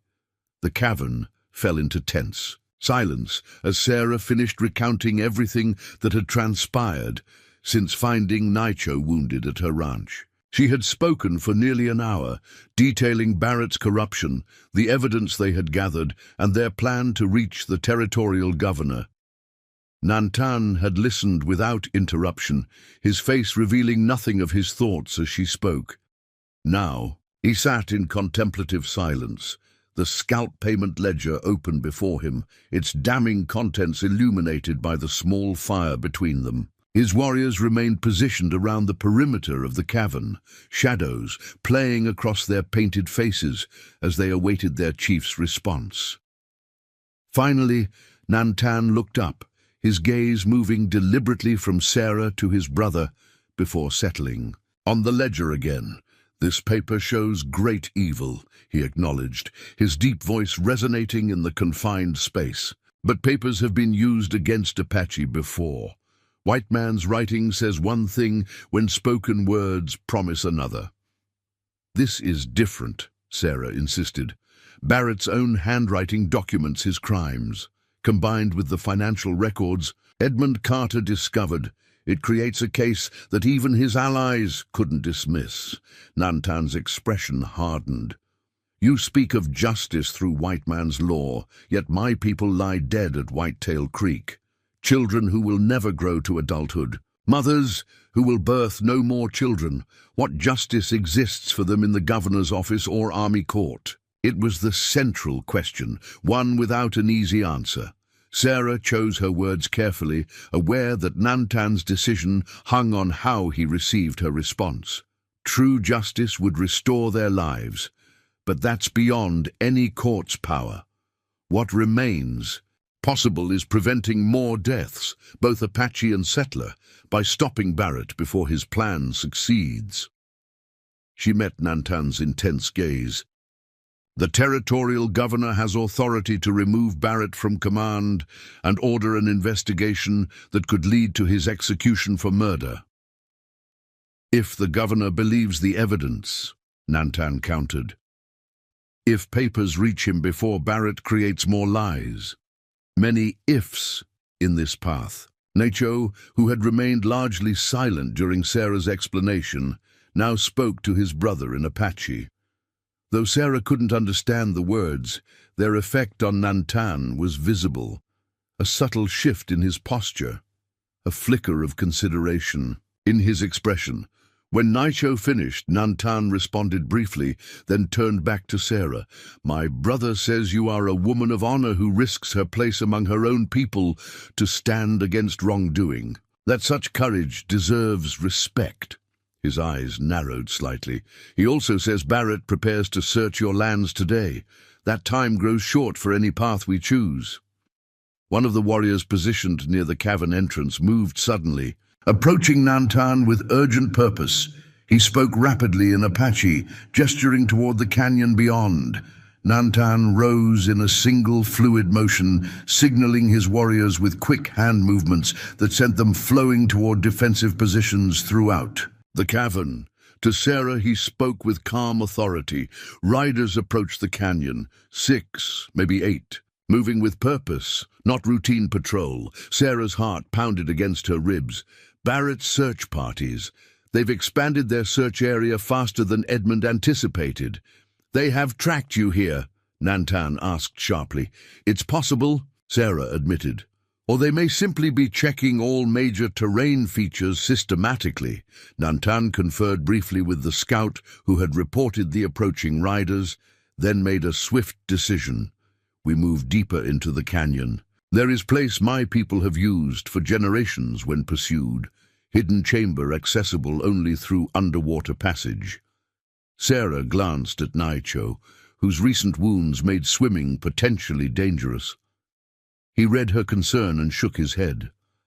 It can manage. Wound is healing well. Working with practiced efficiency, the Apache warriors gathered their minimal supplies while erasing all evidence of their presence in the cavern. Sarah marveled at their methodical thoroughness. Within minutes, the fire was extinguished, ashes scattered and cooled, every footprint swept away with branches. They moved deeper into the canyon system, following a twisting path that descended steadily along the course of the underground stream. The passage narrowed until they were walking single file through corridors barely wide enough for shoulders to pass. Above them, the strip of visible sky gradually disappeared as the canyon walls closed overhead, transforming their route into a genuine cave system. The sound of running water grew louder as they progressed, until they emerged into a larger chamber, dominated by a dark pool. Water flowed into it from a narrow crevice, then disappeared beneath the far wall through an opening that appeared completely submerged. Underwater path, Nantan explained, already removing his rifle and ammunition bandoliers. Short distance, 10, maybe 12 strokes, opens to a hidden chamber beyond. The warriors began preparing immediately, waterproofing essential items in oilskin pouches, similar to the one that had protected Barrett's ledger. Sarah knelt to comfort Rusty, who was eyeing the water with evident suspicion. "He can swim?" Nantan asked, noticing her concern. "Yes, but he won't understand how to follow underwater." Sarah stroked the dog's head, wishing she could explain the necessity.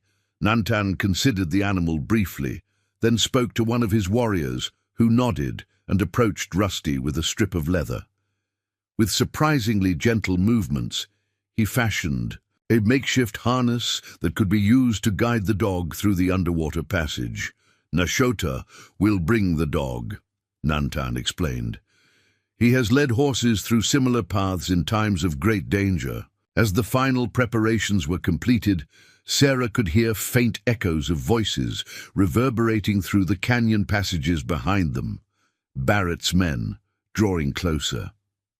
Time was running short. One by one, the Apache warriors slipped into the dark water and disappeared beneath the rock wall. Naicho went before Sarah, demonstrating that despite his healing wound, he could manage the underwater passage. His brother Nantan waited until last, positioning himself to ensure everyone passed safely through. When Sarah's turn came, she took a deep breath and plunged into the cold water. The shock of it momentarily disoriented her, but she forced herself to focus, kicking downward to find the submerged opening. Her hands found the smooth stone edges of a tunnel just large enough for a person to pass through. With powerful strokes, she propelled herself forward into complete darkness. For a terrifying moment, she felt the press of stone on all sides, water filling her ears and nose, lungs beginning to burn. Then her head broke the surface on the other side, and she gasped for air, blinking water from her eyes as she oriented herself in the new space. The chamber beyond the underwater passage was unlike anything Sarah had ever seen. A high-ceilinged cavern stretched before her, illuminated by shafts of sunlight filtering through narrow fissures in the rock high above. The underground stream continued through it, creating a small beach of smooth stones where Naicho and the other warriors were already gathering. Moments later, Nashota emerged with a sputtering but intact Rusty, the dog shaking water from his coat as soon as he reached the stone beach. Nantan was the last to surface, moving immediately to confer with his scouts, who were already scaling the chamber walls to reach observation points near the light fissures. "They will not find entrance," he stated with confidence, helping Sarah to her feet. Even if they search the entire canyon, underwater path remains secret. Sarah wrung water from her clothing as best she could, grateful for the relative warmth of the hidden chamber. What now? We can't stay here indefinitely. We wait, Nantan replied simply. See if Barrett's men leave or establish a search camp. Then decide. The waiting proved more difficult than the flight had been. Hours passed with agonizing slowness as they listened to occasional distant voices echoing through the rock. From the warrior observers positioned at the high fissures, they learned that a thorough search of the main canyon was underway. Barrett's men combing every visible cave and crevice with methodical determination. As evening approached, bringing deeper shadows to their hidden sanctuary, one of the scouts descended with fresh information. Barrett himself had arrived with additional men, establishing a base camp at the canyon entrance. Lanterns now illuminated the main cavern area they had abandoned earlier, and soldiers were settling in for what appeared to be an extended search operation. He knows, Sarah said quietly to Naicho and Nantan. Or at least strongly suspects. He wouldn't commit this many resources otherwise. Nantan nodded grimly. Barrett hunts with purpose. Will not leave until finds what he seeks. What about Edmund? Sarah asked suddenly, concern flashing through her. If Barrett suspects my involvement, he might also suspect Edmund's. Banker. Friend took great risk, Naicho acknowledged. If Barrett questions him, the implications hung heavily in the air. Carter had no protection, no hidden canyon retreat, no warrior allies. If Barrett turned his suspicions toward the banker, Edmund would face the lieutenant's wrath alone. Nantan had been listening to this exchange with thoughtful attention. Now he spoke with the decisive authority that marked his leadership. Situation has changed. We can no longer wait for Barrett to make mistakes. Must act before more lives are threatened. He gestured toward the underwater passage. Tonight, when darkness complete, we move, take evidence to this governor ourselves. Through Barrett's men, Sarah asked, surprised by the boldness of the proposal. A cold smile touched Nantan's lips. Not through, above and beyond. They watched the canyon floor, not high paths only Apache use. He outlined his plan with strategic precision, using ancient hunting trails that traversed the canyon rims, paths too narrow and precarious for cavalry horses. They would bypass Barrett's perimeter entirely. By dawn, they could be well on their way to Tucson, traveling across the country, rather than following established roads where Barrett might have posted observers. The governor arrives in Tucson tomorrow night, according to Edmund's information, Sarah noted. If we travel without stopping, we might reach the city by the following morning, just as he begins his meetings. 2 warriors will go to the settlement first, Nantan added. Watch for Barrett's men, ensure path clear to the governor's location. It was a daring plan, perhaps their only viable option given Barrett's determination to find them. Yet Sarah couldn't help worrying about those left behind, particularly Edmund, now vulnerable in Copper Springs. What about Edmund? She asked. Barrett may already be questioning him. Nantan considered this concern with unexpected seriousness. Banker took risk for brother and for justice. Apache, do not forget such courage. He spoke briefly to one of his warriors, who nodded in acknowledgement. Kitan will go to the settlement tonight. Watch over my banker friend. Warn him if danger approaches. Sarah was touched by this gesture, a warrior dispatched solely to protect someone Nantan had never met, based entirely on Edmund's assistance. To Naicho, it spoke to a code of honor that transcended the boundaries dividing their peoples. As night settled fully over the canyon, they completed preparations for their journey. The evidence against Barrett was secured in multiple waterproof pouches, distributed among several warriors, ensuring that even if some were captured, others might still reach Tucson with the vital documentation. When it was time to depart, they re-entered the cold water of the underground stream, passing once more through the submerged tunnel.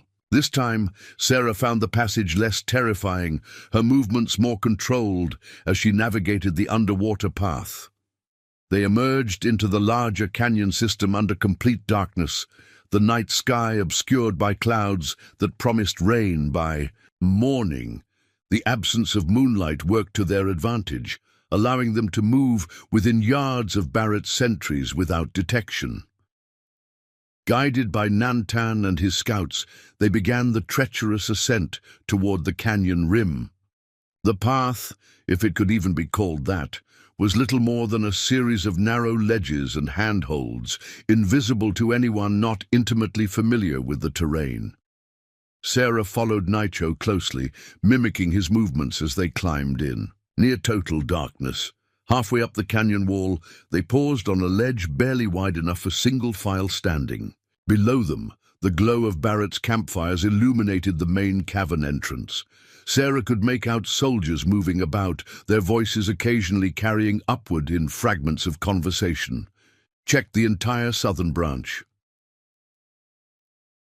Lieutenant. Wants the woman taken alive if possible. Bounty for the Apache scout. Dead or... The partial phrases confirmed Barrett's focus and the danger they faced if captured. The climb resumed with renewed urgency, each of them understanding that discovery now would mean disaster not just for themselves, but for everyone who might suffer if Barrett's scheme succeeded. When they finally reached the canyon rim, Sarah's muscles burned with exertion, her hands raw from gripping stone edges in the darkness. But there was no time to rest. Nantan immediately led them away from the rim, moving parallel to the canyon, but far enough back that they wouldn't be silhouetted against the night sky should any of Barrett's men look upward. They traveled through the night without stopping, maintaining a grueling pace that tested Sarah's endurance. Nantan's warriors moved with silent efficiency, occasionally vanishing ahead to scout their route before returning with wordless signals that indicated the path remained clear. Dawn found them miles from the canyon, crossing a high desert plateau that offered little cover but provided the most direct route toward Tucson. As the rising sun illuminated their surroundings, Sarah could see the full war party clearly for the first time since their underwater passage. 8 warriors, including Nantan, all moving with the fluid grace of men accustomed to covering vast distances on foot. By midday, they had reached a series of low hills that provided some shelter from both sun and potential observers. Nantan called a brief halt, allowing them to rest and consume small amounts of the dried meat and pinole mixture the warriors carried for sustenance during long journeys. As they rested in the shade of a rocky overhang, Sarah found herself seated near Nantan, who was studying the terrain ahead with focused attention. Despite their hours of travel together, this was the first opportunity for direct conversation since leaving the canyon. "Thank you," she said simply, "for believing me, for believing in the possibility of justice through means other than war." Nantan's expression remained inscrutable as he considered her words. "I have not abandoned war," he clarified, "only delayed it to see if another path might better serve my people." His dark eyes met hers directly. "If your governor dismisses evidence or shields Barrett from consequences, blood will still answer blood." It was a sobering reminder that their alliance was conditional, a temporary convergence of interests rather than a fundamental shift in the relationship between their peoples. Sarah nodded, acknowledging both his position and the fairness of his warning. "And if the governor acts as we hope?" she asked. "If Barrett faces proper justice for his crimes?" Something subtle shifted in Nantan's expression. Not quite a softening, but perhaps a willingness to consider possibilities beyond the immediate crisis. "Then Apache will know at least one white leader keeps word. Small beginning, perhaps." He returned his gaze to the distant horizon. "My father believed peace was possible between our peoples. Died with that belief when soldiers opened fire during parley. Since then, I have seen little to suggest he was right. Until Naicho found shelter with a white woman who chose justice over safety, Sarah observed quietly. Nantan glanced at his brother, who was checking his wound nearby. One person does not change the course of the river, but perhaps it shows where stones might be placed to alter flow. He rose, signaling an end to their rest period. We will see what your governor's actions reveal about white man's justice. Their journey resumed with the same relentless pace. As afternoon faded toward evening, distant thunderheads began building on the horizon. A monsoon storm gathering. Strength. The promised rain would complicate their travel, but might also reduce visibility for any pursuers Barrett might have sent after them. By nightfall, they had covered an impressive distance, the lights of smaller settlements occasionally, visible far to their west as they maintained their cross-country route. According to Nantan's calculation, they would reach Tucson's outskirts by mid-morning if they continued through the night. During a brief rest in the darkness, Naicho approached Sarah with a small object in his hand, a carved wooden pendant suspended. On a leather cord, protection symbol, he explained, offering it to her. More permanent than the token I gave before. Marks you as a friend to Apache, may be needed in the days ahead. Sarah accepted the gift with appropriate solemnity, placing it around her neck alongside the token she already wore. The gesture touched her, a tangible recognition of the unusual bond that had formed through their shared ordeal. No matter what happens in Tucson, she said, I won't regret helping you, even knowing all it might cost me. Naicho studied her face in the darkness. Cost is high. Your people will not understand. Some choices make your path forward clear by burning the path behind you, Sarah replied, thinking of all she had left behind, her ranch, her precarious social position, the life she had built since Thomas's death. None of it could be reclaimed now, regardless of the outcome in Tucson. As midnight approached, the storm that had been building finally broke over them. Lightning illuminated the landscape in stark flashes, followed by rolling thunder and sheets of rain that turned the desert floor to slick mud within minutes.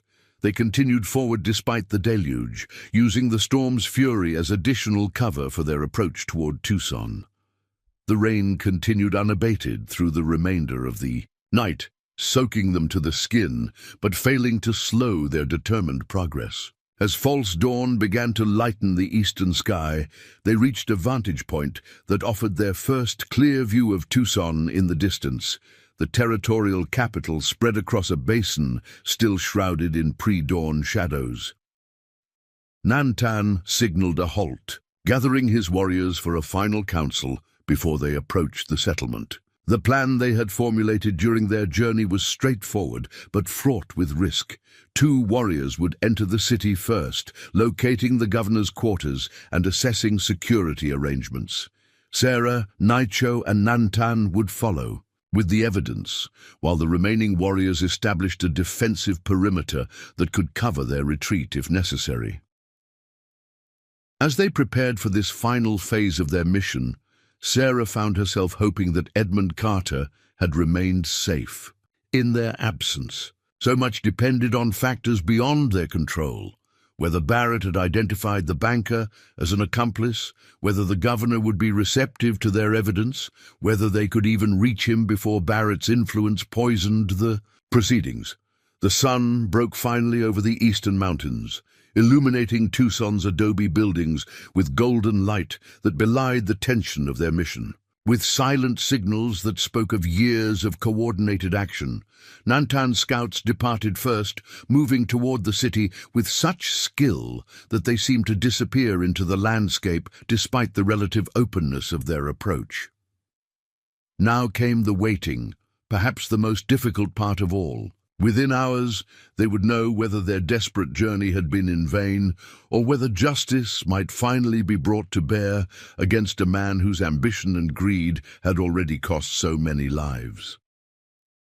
Sarah watched the city slowly awakening in the distance, knowing that somewhere within its streets, The territorial governor was preparing for meetings that would shape the future of both Apache and settler in the Arizona Territory. Whether that future would bring war or the possibility of peace now rested in their hands, and in their ability to reach the governor before Barrett's machinations made conflict inevitable.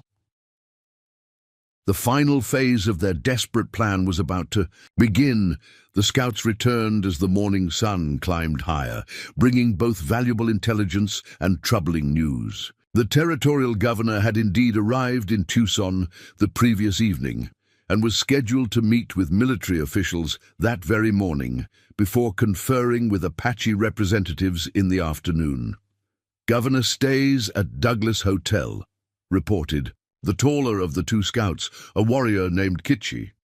"Many soldiers guard building. Barrett is not seen, but army officers gather." "And the other matter?"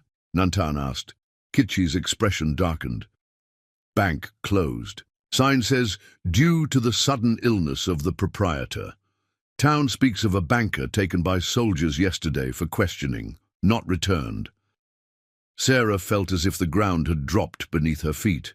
Edmund had been arrested, almost certainly.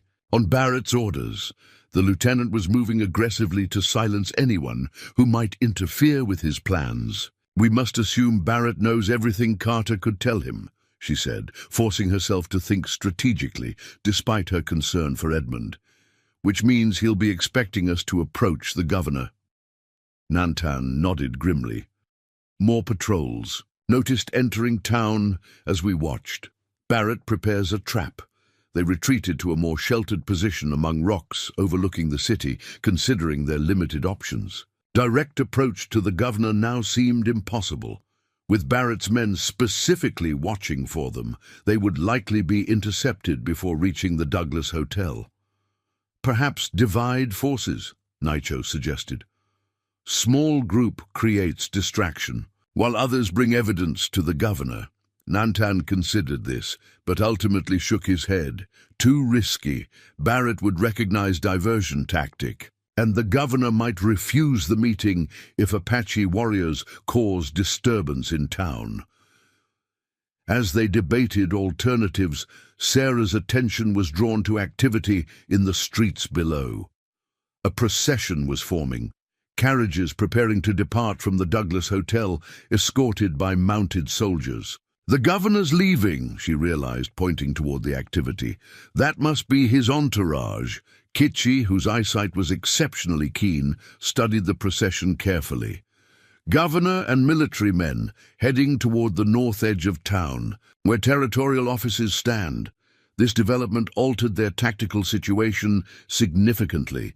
If the governor was relocating to the territorial offices, it created both new challenges and potential opportunities. The government building would have official security, but might not be as thoroughly covered by Barrett's personal forces as the hotel had been. "I know that building," Sarah said, recalling her single previous visit to Tucson 2 years earlier with Thomas. "It stands slightly apart from other structures, with a courtyard in the back that adjoins open country." A new plan began to take shape, daring but potentially viable. While the governor and his military advisors met inside, Sarah could approach through the rear courtyard, using the credentials of a rancher's widow with legitimate concerns about Apache relations to request an audience. Meanwhile, Nantan and his warriors would position themselves in the surrounding terrain, ready to intervene if Barrett's men attempted to prevent her from reaching the governor. "I will go with you," Nicho insisted when Sarah explained her intention. "Evidence must be presented by one who witnessed Barrett's crimes directly." Nantan studied his brother with concern.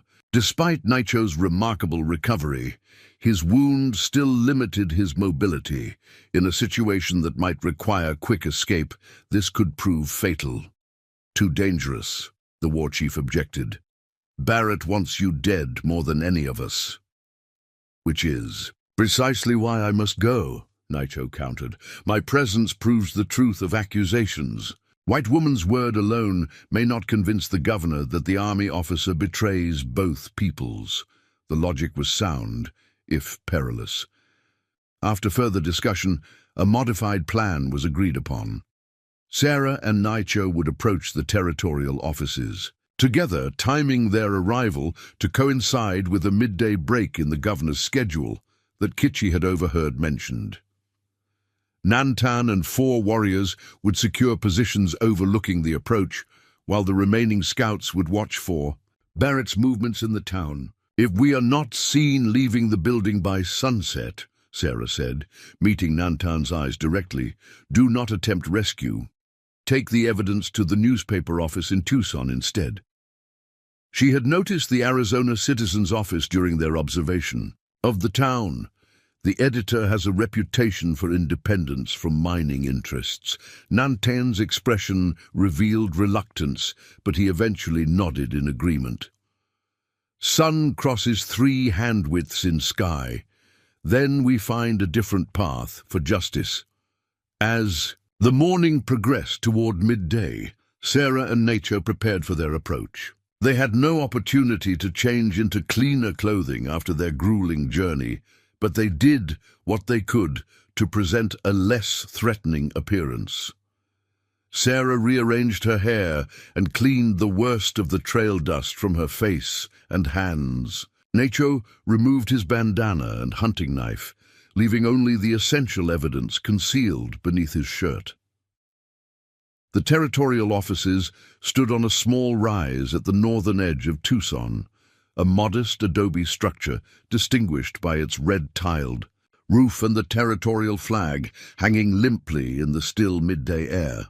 As Sarah had remembered, the building featured a rear courtyard accessible from the surrounding scrubland without necessitating passage through the main streets. Their approach was timed to coincide with the changing of the military guard that Kichi had observed during his reconnaissance.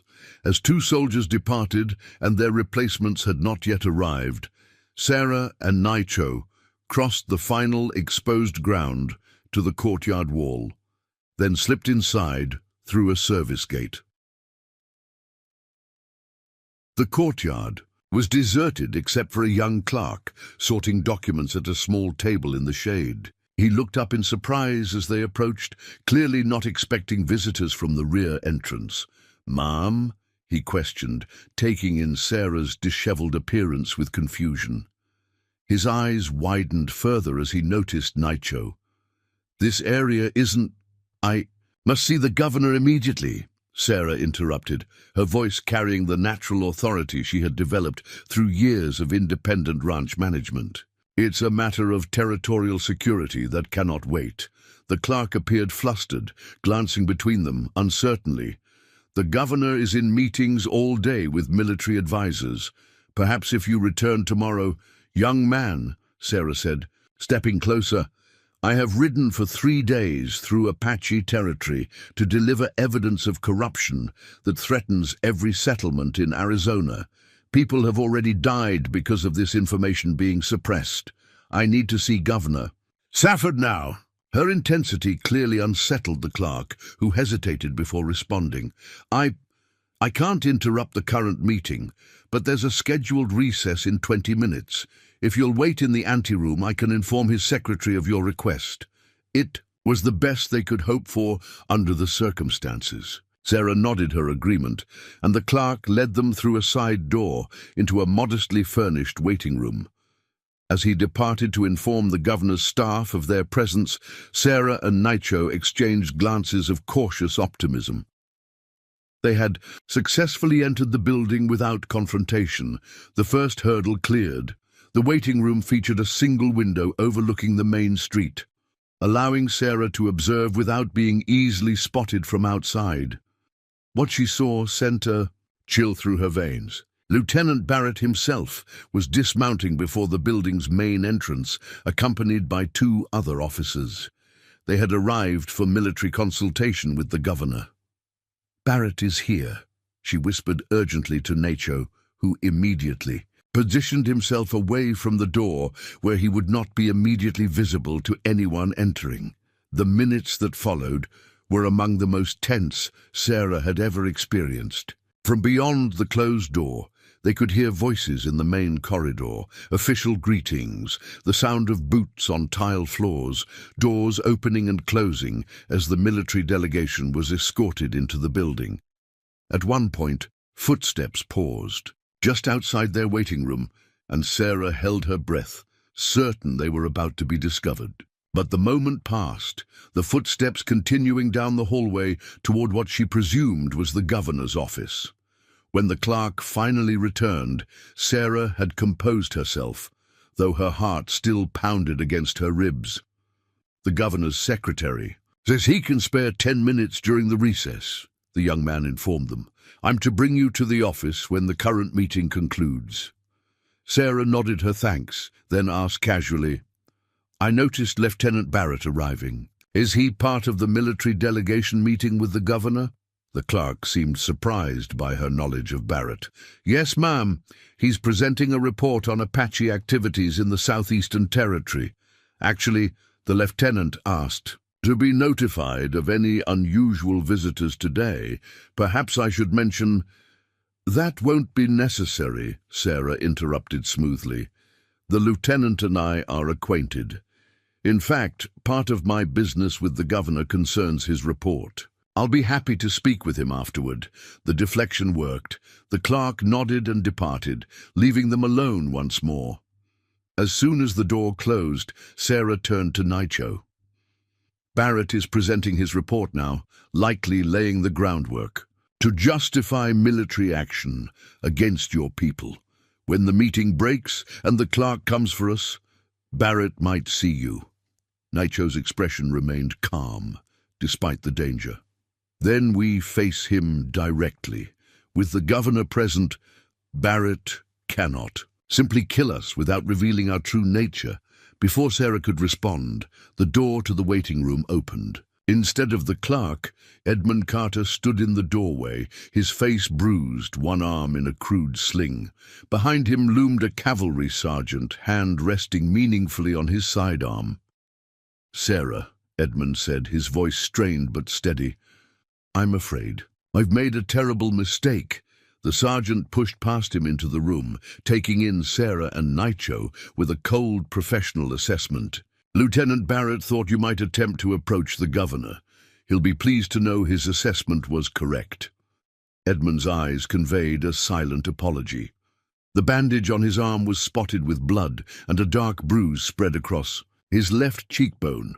Whatever resistance he had offered to Barrett's questioning had clearly been met with violence. The lieutenant is concluding his presentation to the governor, the sergeant continued. He asked that you both be detained until he can address your concerns personally. The slight pause conveyed volumes about what Barrett's personal attention might entail. Sarah's mind raced through options, each seemingly worse than the last. The sergeant stood between them and the exit, his hand still on his weapon. Edmund remained in the doorway, his expression a mask of regret and pain. Beyond him, Sarah could see another soldier in the corridor, effectively blocking any escape. A route, then, unexpectedly, Edmund straightened his posture. "Sergeant," he said, his voice taking on the authoritative tone he typically used for bank business, "I believe I heard Lieutenant Barrett being called from the governor's office. Something about an urgent message from Fort Bowie." The sergeant frowned, glancing toward the hallway. "I didn't hear anything." "Perhaps you should check," Edmund suggested. The lieutenant was quite clear that any communications from Fort Bowie were to be brought to him immediately, given the Apache situation. The sergeant hesitated, clearly weighing his orders to guard the prisoners against the possibility of failing to deliver important information to his commanding officer. After a moment's consideration, he stepped toward the doorway. "Keep an eye on them," he instructed Edmund, before moving into the hallway to confer with the other soldier. The instant the sergeant was beyond the threshold, Edmund moved with surprising quickness for an injured man. He slammed the door shut, turning the key that remained in the lock. "We have perhaps 2 minutes before they break through or come around through another entrance," he said urgently. The governor is in the large office at the end of the main corridor. Barrett has been with him for the past hour, poisoning the well with fabricated reports of Apache atrocities. Edmund, your arm. What happened? Sarah asked, even as she and Nicho moved toward the window to assess it as an escape route. Barrett's methods of questioning are not gentle, Edmund replied grimly, but I managed to convince him I knew less than I did. When he brought me here to help identify you if you appeared, I saw an opportunity. The window overlooked a narrow side alley rather than the main street, offering a potential escape route less likely to be watched by Barrett's men. Nicho had already begun working the latch, which had swollen in the frame and resisted opening. You should come with us, Sarah urged Edmund. Barrett will know you helped us escape. Edmund shook his head. I'll create additional confusion to cover your departure. The territorial auditor arrived with the governor's party, a man who once denied Barrett alone at my recommendation. If I can reach him with what I know about Barrett's financial transactions. A heavy thud against the door interrupted him, the sergeant beginning his attempt to break through. The wood creaked, but held for the moment. Nicho finally forced the window open. Quickly, he directed, helping Sarah through the narrow opening. Edmund handed her a folded paper through the window. The names of mining executives who've been paying Barrett, he explained hurriedly. Bank records showing the transactions. Get this to the governor along with your other evidence. Another crash against the door, louder this time. Wood splintered. Around the lock. Go, Edmund urged. I'll find another way to help.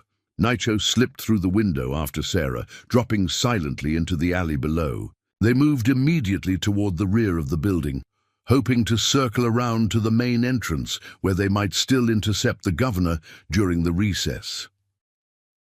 As they rounded the corner of the building, they nearly collided with a well-dressed man accompanied by a single aide. The man stepped back in surprise, taking in their disheveled appearance with obvious confusion. "What is the meaning of this?" he demanded, his voice carrying the unmistakable authority of high office.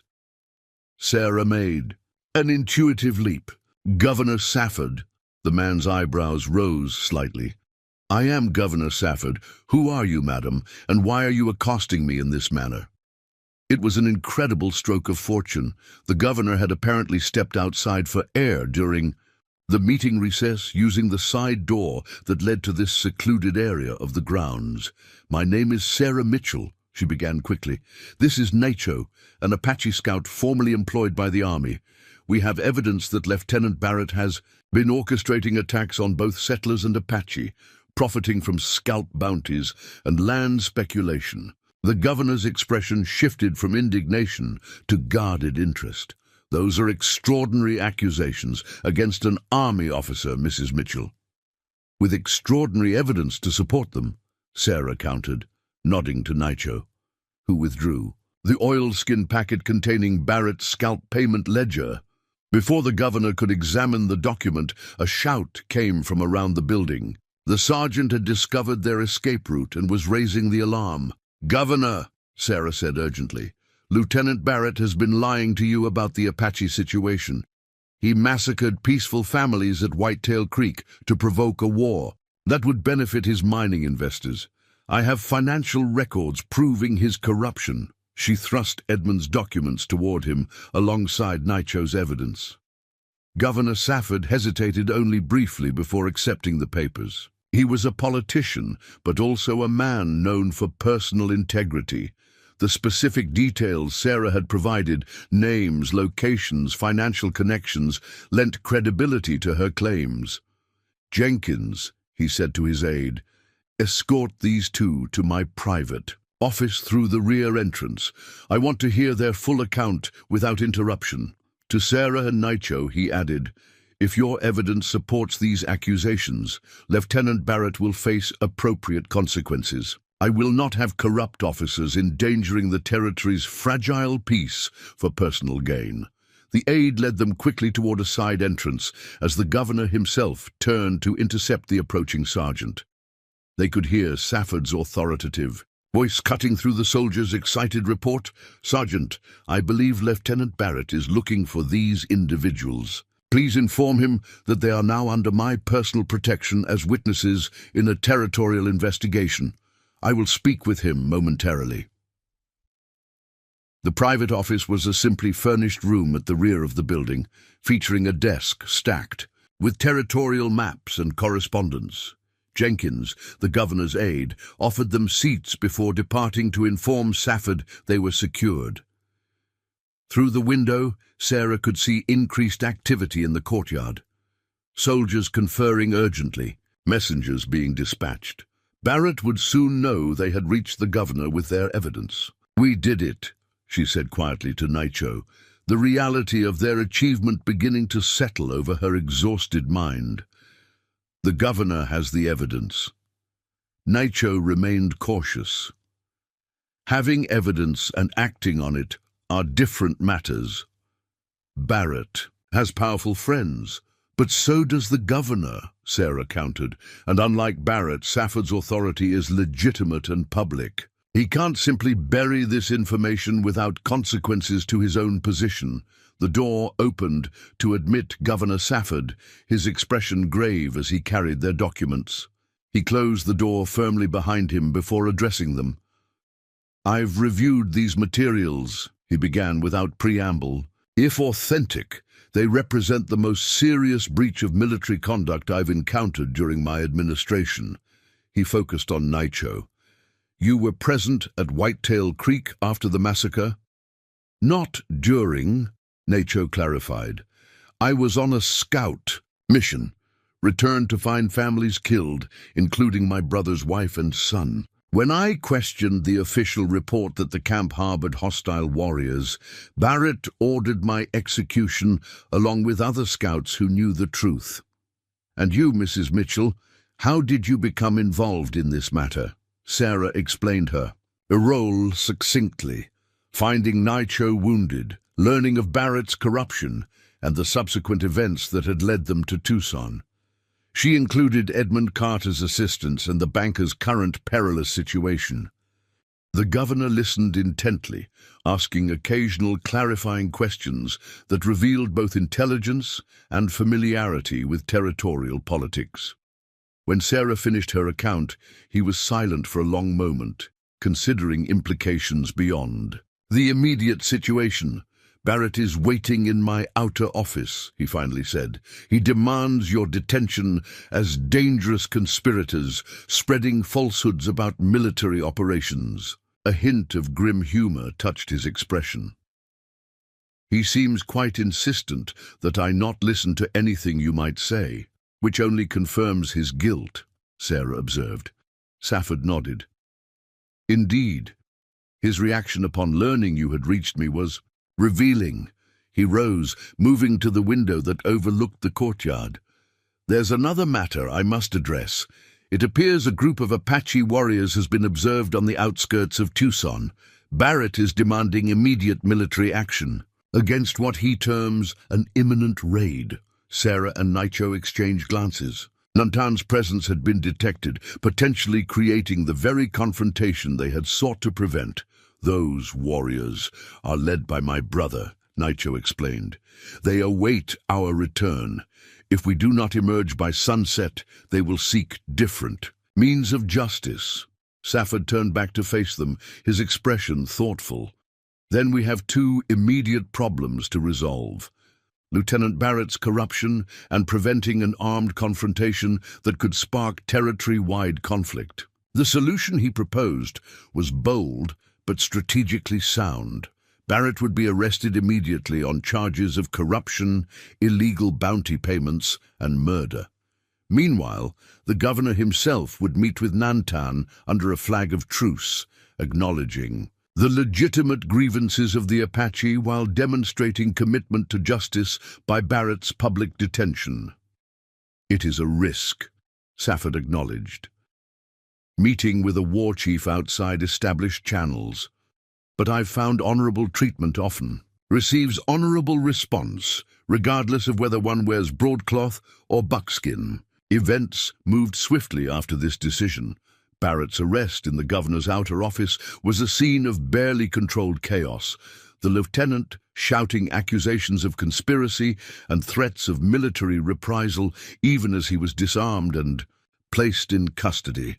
By mid-afternoon, Governor Safford, accompanied by Sarah, Nacho, and a small contingent of territorial officials, rode to the arranged meeting place on Tucson's northern outskirts. Nantan and his warriors appeared from the surrounding terrain, exactly as promised, approaching with dignified caution to the neutral ground established for the parley. The meeting that followed would later be recorded in territorial histories as the Tucson Accord, an unprecedented direct negotiation between the governor and an Apache war chief that established the framework for subsequent peace talks. Barrett's crimes were acknowledged, justice promised through territorial courts rather than military tribunals, and compensation agreed upon for the victims of Whitetail Creek. Most significantly, Nantan accepted the governor's personal guarantee that the evidence of mining interests' involvement in provoking Apache conflicts would be fully investigated, with perpetrators held accountable regardless of their wealth or position. As sunset painted the desert in hues of gold and crimson, Sarah found herself standing slightly apart from the historical proceedings, watching as men from opposing worlds found tentative common ground in their shared commitment to justice. Edmund Carter joined her, his arm properly bandaged now, his bruised face displaying the quiet satisfaction of a man who had chosen principle over safety. Barrett's financial partners are already being questioned, he informed her. The territorial auditor was particularly interested in certain land speculation schemes that coincided with army operations against Apache bands. What happens now? Sarah asked, her gaze moving between the departing Apache warriors and the territorial officials returning to Tucson. Edmund followed her gaze thoughtfully. For the territory? Perhaps a chance at the peace that reasonable people on both sides have always wanted. He hesitated before adding, "For you, that depends on what you want, Sarah." The question touched on uncertainties she had been avoiding confronting directly. Her ranch would still be there, but her place in the community had been irrevocably altered. Knowledge of her role in Barrett's downfall would eventually spread, marking her simultaneously as a hero to some and a traitor to others. "I don't know," she admitted. "I can't go back to what was before." "Perhaps you don't need to," Edmund suggested. Governor Safford mentioned the territory needs representatives who understand both settler and Apache perspectives, someone who has demonstrated commitment to justice rather than expedience. Before Sarah could respond, Nacho approached. His brother had already departed with their warriors, returning to the mountains with news of Barrett's arrest and the governor's commitment to investigate the Whitetail Creek massacre. "My brother says debt is paid," he told Sarah. "Life for life. Your courage balanced blood spilled at Whitetail Creek." The simplicity of this accounting struck Sarah as profoundly just, recognizing both the weight of what had been lost and the value of what had been saved through her actions. "And you?" she asked. "Will you return to your people?" Nacho glanced toward the distant mountains where Nantan had already disappeared.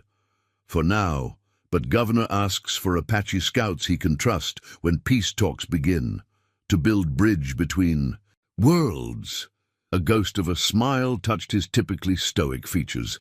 "Perhaps territory needs bridges built by those who have crossed dangerous waters." As twilight deepened into true night, Sarah found herself contemplating a future far different from anything she had imagined when she first found a wounded Apache scout beside her storage shed. The path ahead remained uncertain, filled with challenges she could only dimly foresee, yet within that uncertainty lay something she had not experienced since Thomas's death, a sense of purpose larger than mere survival, a recognition that perhaps the frontier's greatest promise was not in the land itself, but in the possibility of creating something new from the collision of different worlds.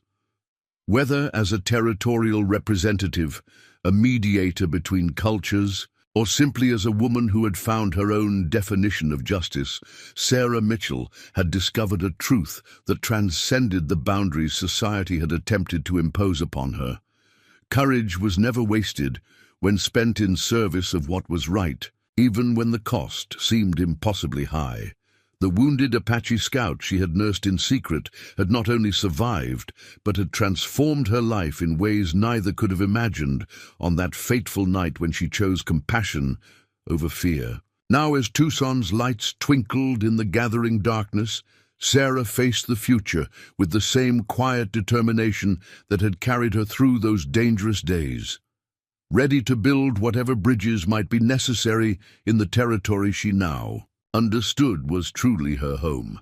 Up next, you've got two more standout stories right on your screen. If this one hits the mark, you won't want to pass these up. Just click and check them out.